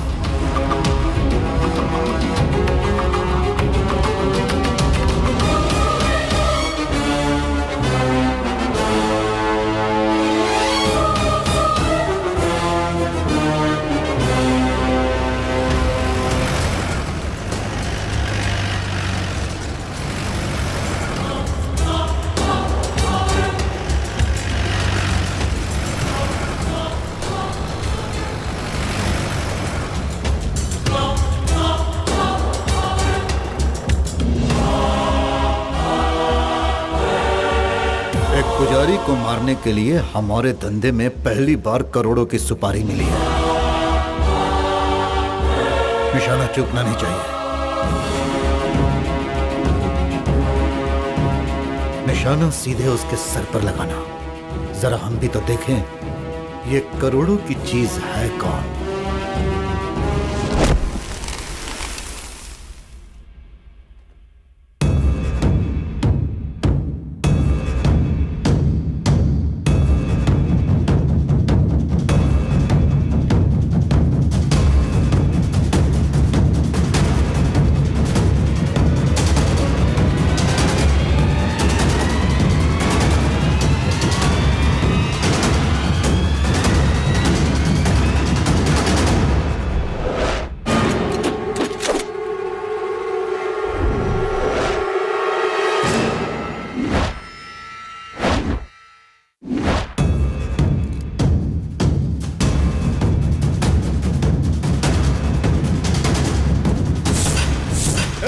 वापस आ जाओ रे, वापस आ जाओ।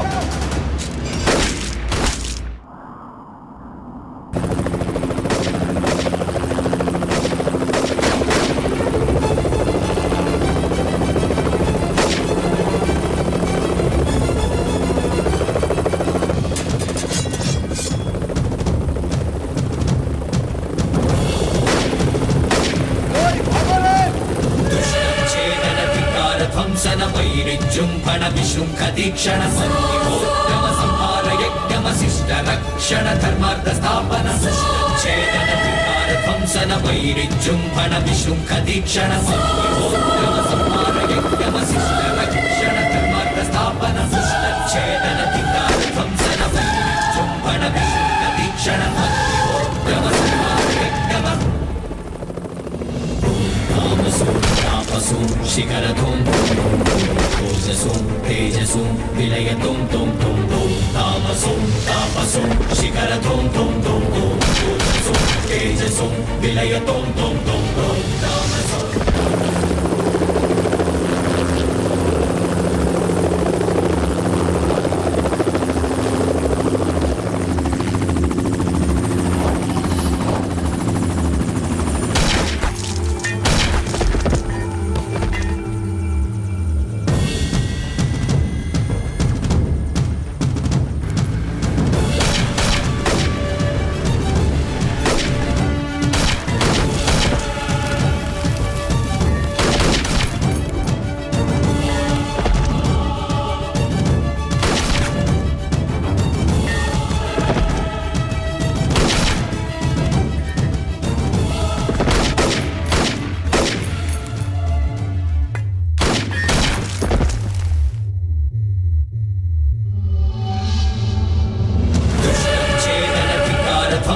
वैरिजृंभण विशृंख दीक्षण संहितोद्यम संहार यज्ञमशिष्ट रक्षण धर्मार्थ स्थापन छेदन धिक्कार ध्वंसन वैरिजृंभण विशृंख दीक्षण संहितोद्यम संहार यज्ञमशिष्ट रक्षण धर्मार्थ स्थापन छेदन धिक्कार ध्वंसन वैरिजृंभण विशृंख दीक्षण संहितोद्यम संहार यज्ञम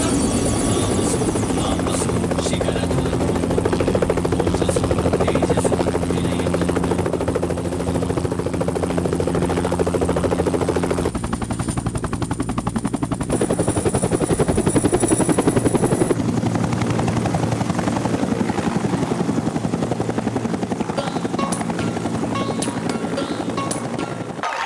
विदेश में अपने देश का गाना सुनकर मेरा दिल बाग बाग हो गया। बहुत खुशी मिली है मुझे।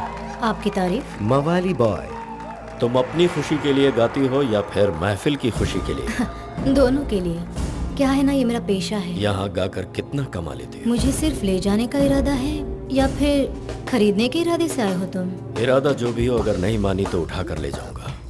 स्टाफ बनाकर रखोगे या अपने दिल में बसने का मौका दोगे? मेरे दिल में पैसे रहते हैं, चाहो तो उनके साथ खेल सकती हो।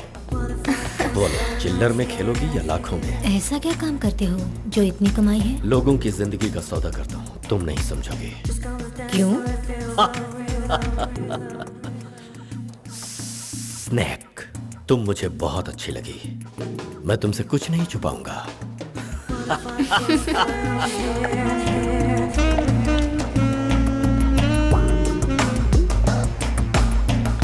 dance floor, it feels unreal.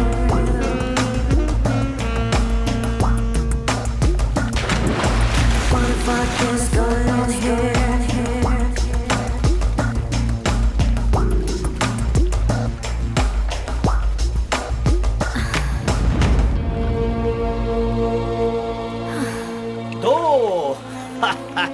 Come on. 4. Yes, 4.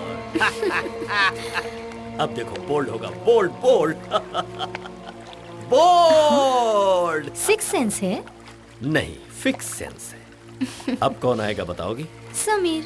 No baby, Khushwant आएगा. ग्राउंड पर प्लेयर्स मेरे कहने के मुताबिक ही आते हैं. 1 ball to go, 6 runs to win, last wicket. Come on. Ball. Wow. Come on baby. You tell me one thing. इस match fixing में तुम कितना पैसा कमा लेते हो? मैं गेम फिक्स करता हूँ पैसा कमाने के लिए, पब्लिक को उल्लू बनाने के लिए. उन लोगों के लिए क्रिकेट ही सब कुछ है और मेरे लिए पैसा. टीम जीतती है तो पूरा देश सेलिब्रेट करता है और हार गए तो सभी मुंह लटका लेते हैं. और स्पेशली ये जो इंडियन प्लेयर्स हैं ना, उन लोगों को हार्ड कैश नहीं चाहिए और थ्रेटनिंग कॉल्स भी नहीं चाहिए. उनके होटल के रूम में चीयर गर्ल्स को भेजकर उसका हम फुटेज बनाते हैं और फिर सारे प्लेयर्स हमारे इशारों पर नाचते हैं. मैं हूँ थर्ड अंपायर. तुम्हें इंडियन से इतनी नफरत क्यों है? क्योंकि इंडिया ने ही मेरे सिटीजनशिप को कैंसिल किया है. इसीलिए मेरी ख्वाहिश है कि वहाँ का हर सिटीजन टेंशन, डिप्रेशन और सेपरेशन की आग में चलता रहे.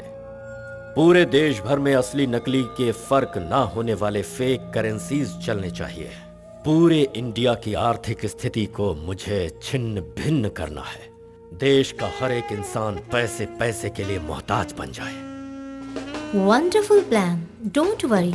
तुम्हारी खातिर, उस देश के खातिर मैं कुछ भी करने के लिए तैयार हूँ.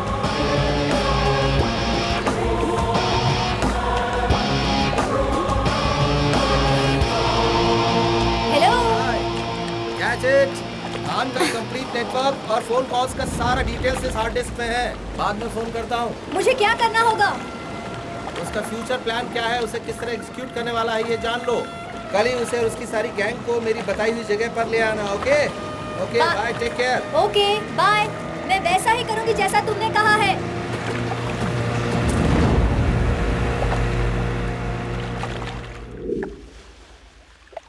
भाई लास्ट मंथ सिर्फ नॉर्थ जोन का ही काम हुआ था. सिर्फ 200 करोड़ की ही रेवेन्यू जनरेट हो पाई है भाई.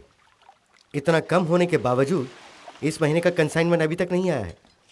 सैमुअल, इब्राहिम, शेट्टी, वाहिद, अब तक किसी ने भी कांटेक्ट नहीं किया है भाई. इसकी वजह अंडरवर्ल्ड में अलेक्जेंडर नाम के एक नए बंदे ने एंट्री लिया है. वो कहाँ से आया, पहले क्या करता था, उसकी पहचान क्या है, ये किसी को नहीं पता.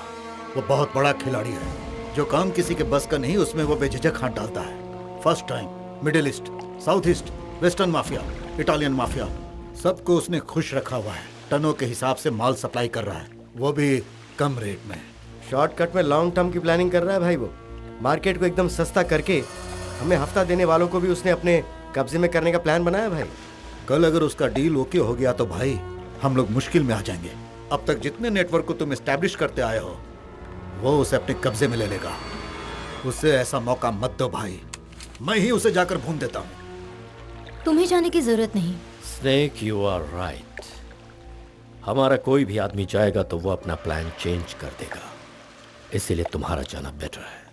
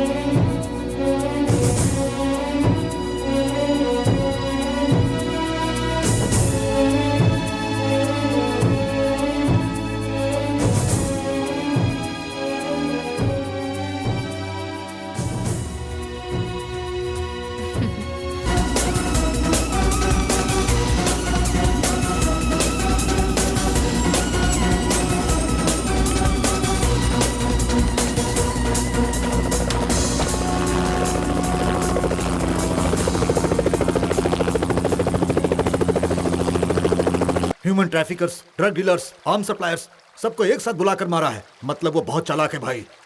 हमारी कंपनी डूब रही है, पूरा नेटवर्क बिगाड़ दिया उसने। आप उसे नेगलेक्ट कर रहे हैं, तभी वो उछल रहा है।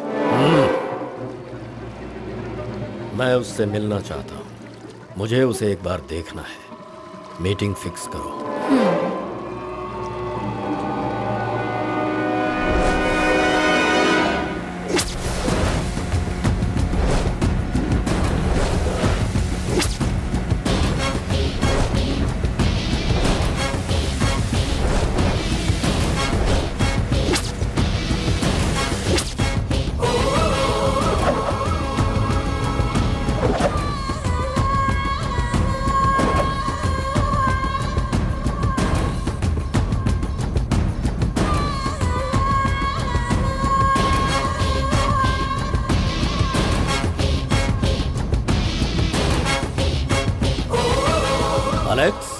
अलेक्जेंडर, हाँ, मैं सोच रहा था तू कोई इटालियन, अमेरिकन या फिर ब्राजीलियन होगा। उस दिन तू फिक्स किए हुए टाइम पर नहीं पहुंचा।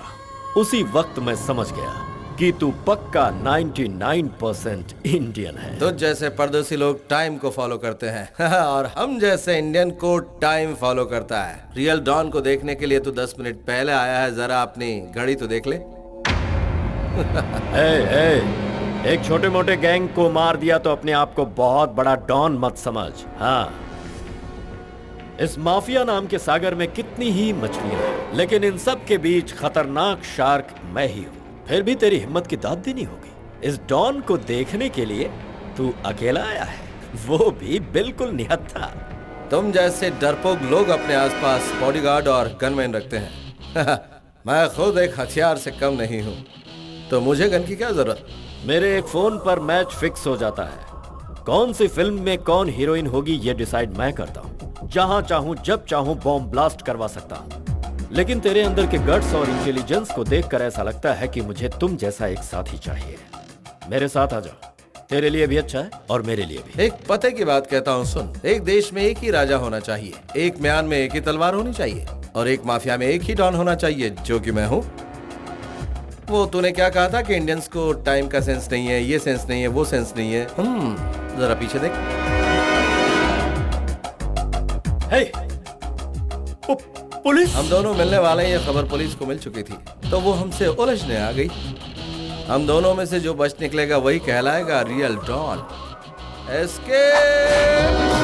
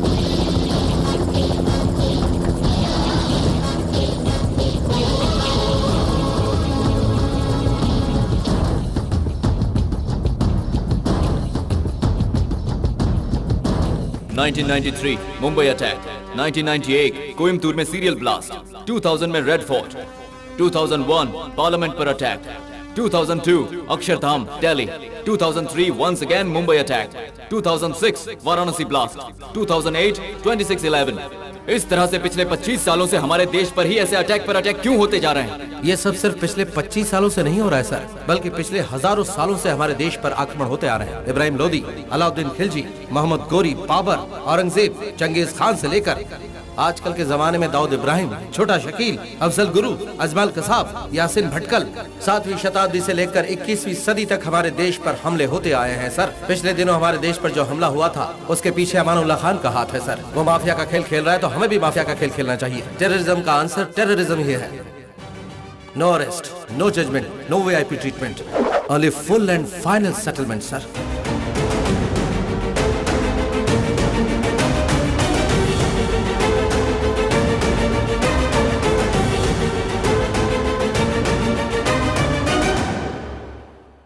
You can proceed. उस दिन तुमने खान को शूट करने के बाद उसके गैंग के बचे हुए लोग तुम्हें कहाँ मिलेंगे ये इन्फॉर्मेशन मैंने तुम्हें दी। उन सबको फिनिश करने के बाद तुम इंडिया लौट आए। मैं भी निकलने के बारे में सोच ही रही थी कि तभी मुझे मुनीर मिला और बर्लिन रोम ले गया। वहाँ खान को दफनाने की तैयारी चल रही थी। सबसे शॉकिंग बात तो ये हुई कि मेरे सामने अमनुल्लाह खान की डेड बॉडी पड़ी हुई थी और उस डेड बॉडी पर अमनुल्लाह खान ही फूल चढ़ा रहा था। तुमने जिसे मारा वो उसका डुप्लीकेट था। मैंने तुम्हें ये बताने की पूरी कोशिश की, but it didn't happen. He is very, very intelligent. Exactly. वो मर गया ये खबर बिल्कुल एक आग की तरह फैल गई। उसे हर कीमत पर अपनी मौत का बदला लेना था। वो तुम्हें माफ करने के मूड में बिल्कुल नहीं था। उसके दिल में बदले की आग भड़कती जा रही थी। वो दुनिया के हर कोने में तुम्हें ढूंढ रहा था। उसका सिर्फ एक ही मकसद था, तुम्हारी मौत। कुछ दिनों के बाद उसे बिहारी गैंग से किसी को मारने की करोड़ों की सुपारी मिली। उनके भेजे हुए फैक्स को देखकर मैं पूरी तरह शॉक्ड हो गई। प्रीस्ट के गेटअप में वो तुम ही थे या कोई और, ये मैं नहीं समझ पाई। एक पल के लिए ऐसा लगा प्रीस्ट का गेटअप शायद किसी मिशन के लिए तुमने चेंज किया हो। मैं पूरी तरह कंफ्यूज थी। मैं किसी को फोन नहीं कर पाई। मैं पूरी तरह मजबूर थी। मुझे उस वक्त सिर्फ एक ही चीज सूझी कि उन्हें किसी भी हाल में तुम्हारी तस्वीर नहीं मिलनी चाहिए। फाइनली मुनीर तुम्हें मारने के लिए इंडिया आ रहा है। जैसे ही ये बात मुझे पता चली, मैं किसी तरह वहाँ से निकल भागी और तुम तक पहुँचकर तुम्हें बचाना मेरा मिशन बन गया।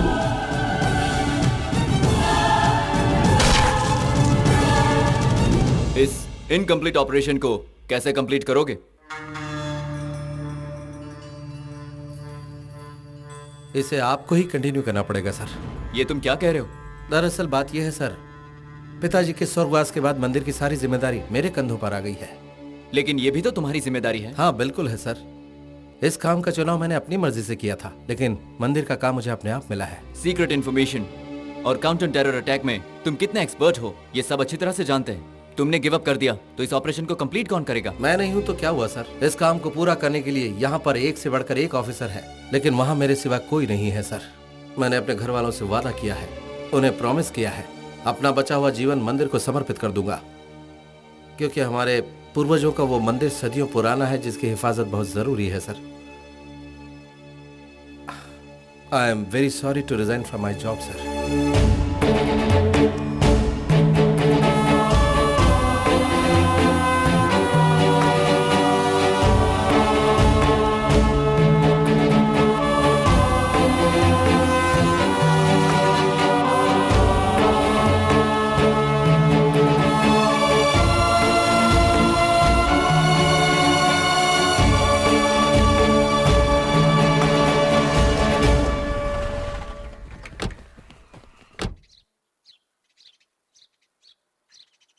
नमस्ते। अरे कैसे हो शर्मा जी? मैं ठीक। घर में सब कुशल मंगल? सभी लोग ठीक हैं। हाँ। आपका पोता रॉ का एजेंट है, ये सुनकर बड़ी खुशी ये लीजिए हुई। बाबूजी। मैडम जी नमस्ते। नमस्ते।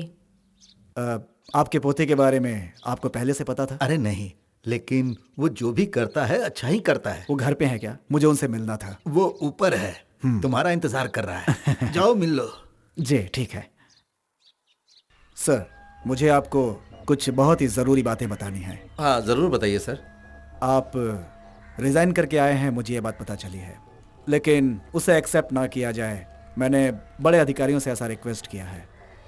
उसका कारण ये है कि आजकल जो क्राइम चल रहा है उसे हम लोग कंट्रोल करने की बहुत कोशिश कर रहे हैं, लेकिन कामयाबी नहीं मिल रही है। सिर्फ इतना ही नहीं, इस मंदिर की जमीन पूरे 100 एकड़ तक फैली हुई है और इस पवित्र जमीन पर चंदन की लकड़ियों की स्मगलिंग हो रही है। ऐसा कंप्लेंट आपके पिताजी ने दिया था, जो अभी तक पेंडिंग पड़ी हुई है सर। इस सारे काम के पीछे भूतनाथ का हाथ है सर। उसकी पहुंच सेंट्रल तक होने की वजह से हम उसका कुछ भी नहीं बिगाड़ पा रहे हैं सर। आपने जिस तरह से इंटरनेशनल माफिया को धूल चटाया है, उसी तरह से इस केस को भी हैंडल करेंगे तो हमारे डिपार्टमेंट को भी हिम्मत मिलेगी सर। आप एक काम कीजिए सर, इस ऑपरेशन के लिए मुझे 10 अच्छे काबिल ऑफिसर्स दे दीजिए। आगे क्या करना है ये मैं देखता हूँ।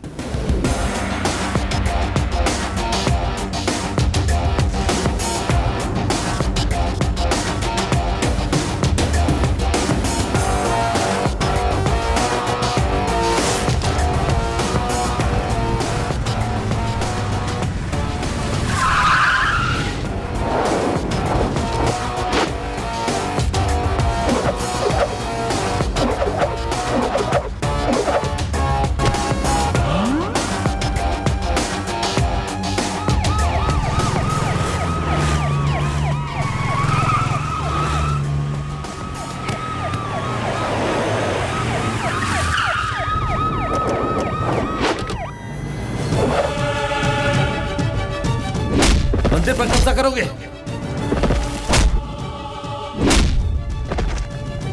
तुम्हारी इतनी हिम्मत, देवस्थानों पर कब्जा, वो भी मेरे होते हुए देवस्थान पर नजर डालोगे?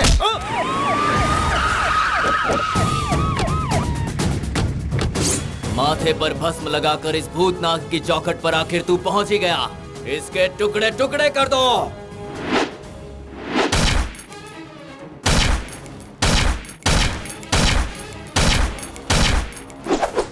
दूसरों के माथों पर भस्म देखकर तेरे तन बदन में आग लग जाती है ना? ले जाओ इसे। शिवम जी, इतने वर्षों से गबन किया हुआ करोड़ों रुपया, चांदी, सोना, हीरे जवाहरात सब लाकर हम फिर से मंदिर के खजाने में जमा कर देंगे। हमें अरेस्ट करके हमारी बेइज्जती ना करो माही बाबू। तुम लोग आस्तीन के सांप हो, देवालय की बदनामी ना हो, इसलिए इस बार तुम पर कोई कार्रवाई नहीं कर रहा हूं। बेहतर होगा ये गांव छोड़ दो।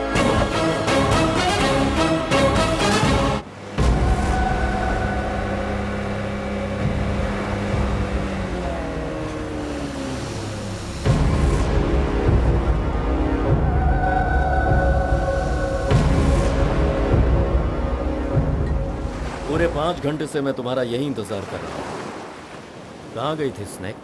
हायर स्टडीज के लिए इंडिया आए हुए 300 जिहादी स्टूडेंट्स के रहने का इंतजाम करने के लिए मैं वहाँ गई थी। और कोई सवाल? तो ये स्नेक नहीं है, तुझे अंदाजा भी है कौन है? हाँ? मेरे दिल का टुकड़ा है ये। ला गल्ला दे मुझे, ठोक दूंगा तुझे। जानती हो इसने क्या देखा? ये जिस डील में तुम्हारे साथ गया था, वही पुजारी की सुपारी जो हमें मिली थी, जिसमें 4 करोड़ हमें मिलने थे, उसे पुजारी के रूप में एलेक्स मिला, जो हकीकत में शिवम राज है। जब बिहारी गैंग को लेकर ये शिवम राज को मारने गया तो तुमने ही आकर उसकी जान बचाई, ऐसा कहा इसने। मेरी दिलरुबा मेरे लिए अपनी जान दे सकती है, वो मुझे कभी धोखा नहीं दे सकती। बोलूं तो अभी जान दे देगी वो। मैं तुझे नहीं छोड़ूंगा। मेरी जिंदगी का मकसद तो यही था कि तुझे मौत के घाट उतारूं। जिस दिन तू माफिया से टेररिज्म में टर्न हुआ, इंडिया पर अटैक शुरू कर दिए, उसी दिन शिवम ने तुझे टारगेट बनाकर एलेक्स बनकर यहाँ एंट्री ली। तेरी माफिया से तुझे ही धूल चटाई। तुम्हारे डुप्लीकेट के बारे में हमें देर से पता चला, इसलिए अब तक तेरी सांसें चल रही है।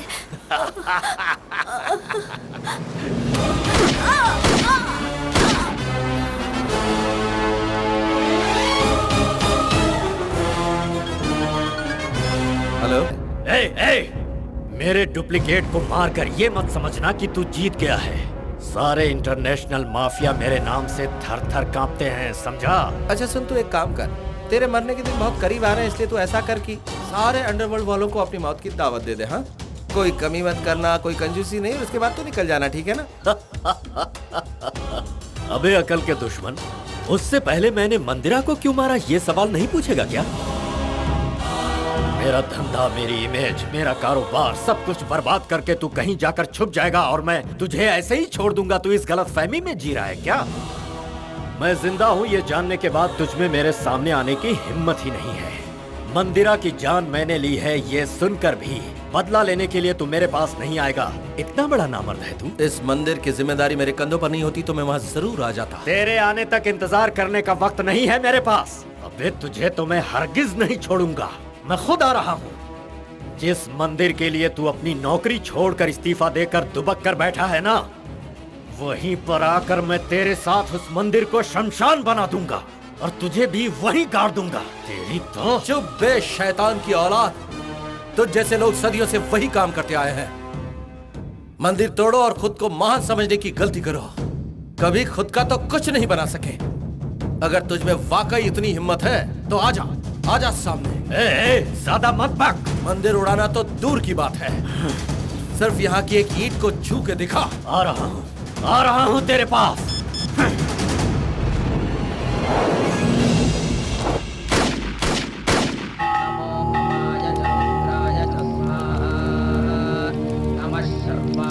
पशुपतये च स्वाहा नमो नीलग्रीवाय च शितिकण्ठाय च स्वाहा नमः कपर्दिने च व्युक्तकेशाय च स्वाहा नमः सहस्राक्षाय च शतधन्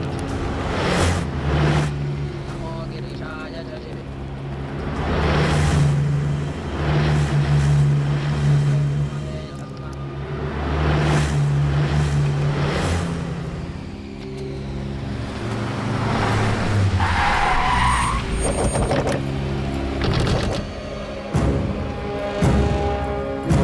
करेक्ट टाइम पर हम लोग पहुंचे हैं। उसके हवन खत्म करने से पहले ही पूरे मंदिर को धूल में मिलाकर उसे यहाँ घसीटते हुए ले आओ। उसकी समाधि में यहीं बनाऊंगा। जाओ।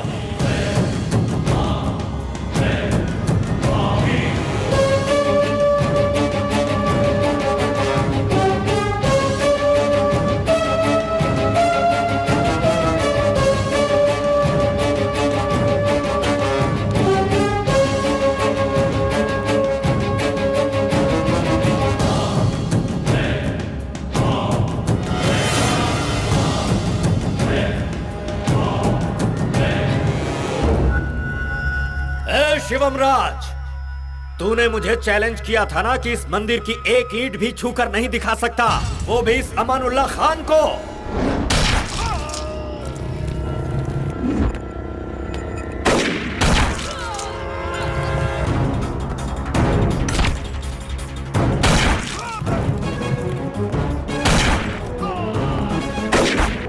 ये खान क्या क्या कर सकता है, अब तू देखना।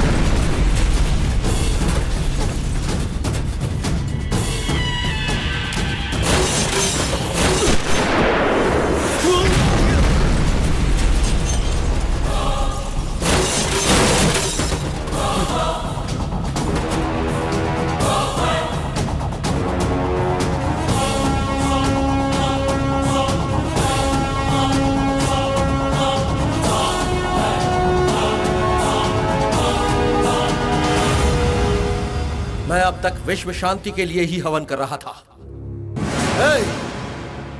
क्या कहा था तू मंदिर को धूल में मिलाएगा? हाँ, त्रिनेत्र तक पहुंचने से पहले तुझे इस नंदी महाराज को पार करना होगा। आजा।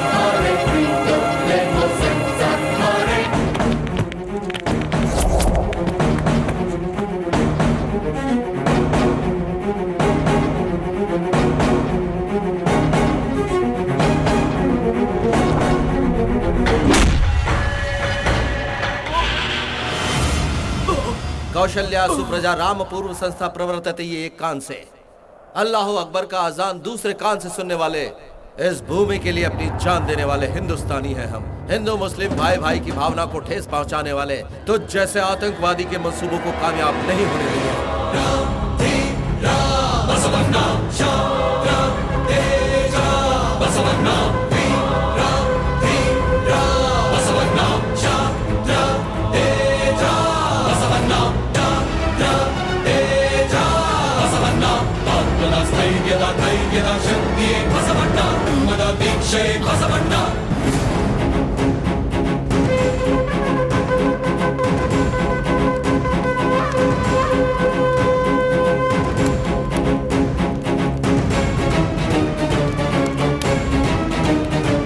हमारी धरती का कोना कोना, चाहे वो किसी भी धर्म का क्यों ना हो, हर किसी का फर्ज है कि उसे अपने गले से लगाकर एक पवित्र भूमि माने। मंदिर हो या मस्जिद, गिरजाघर हो या गुरुद्वारा, या फिर कोई भी धार्मिक पूजा स्थल क्यों ना हो, हर स्थान पवित्र होता है। उसकी रक्षा करना हर इंसान का कर्तव्य है। धर्मो रक्षति रक्षितः।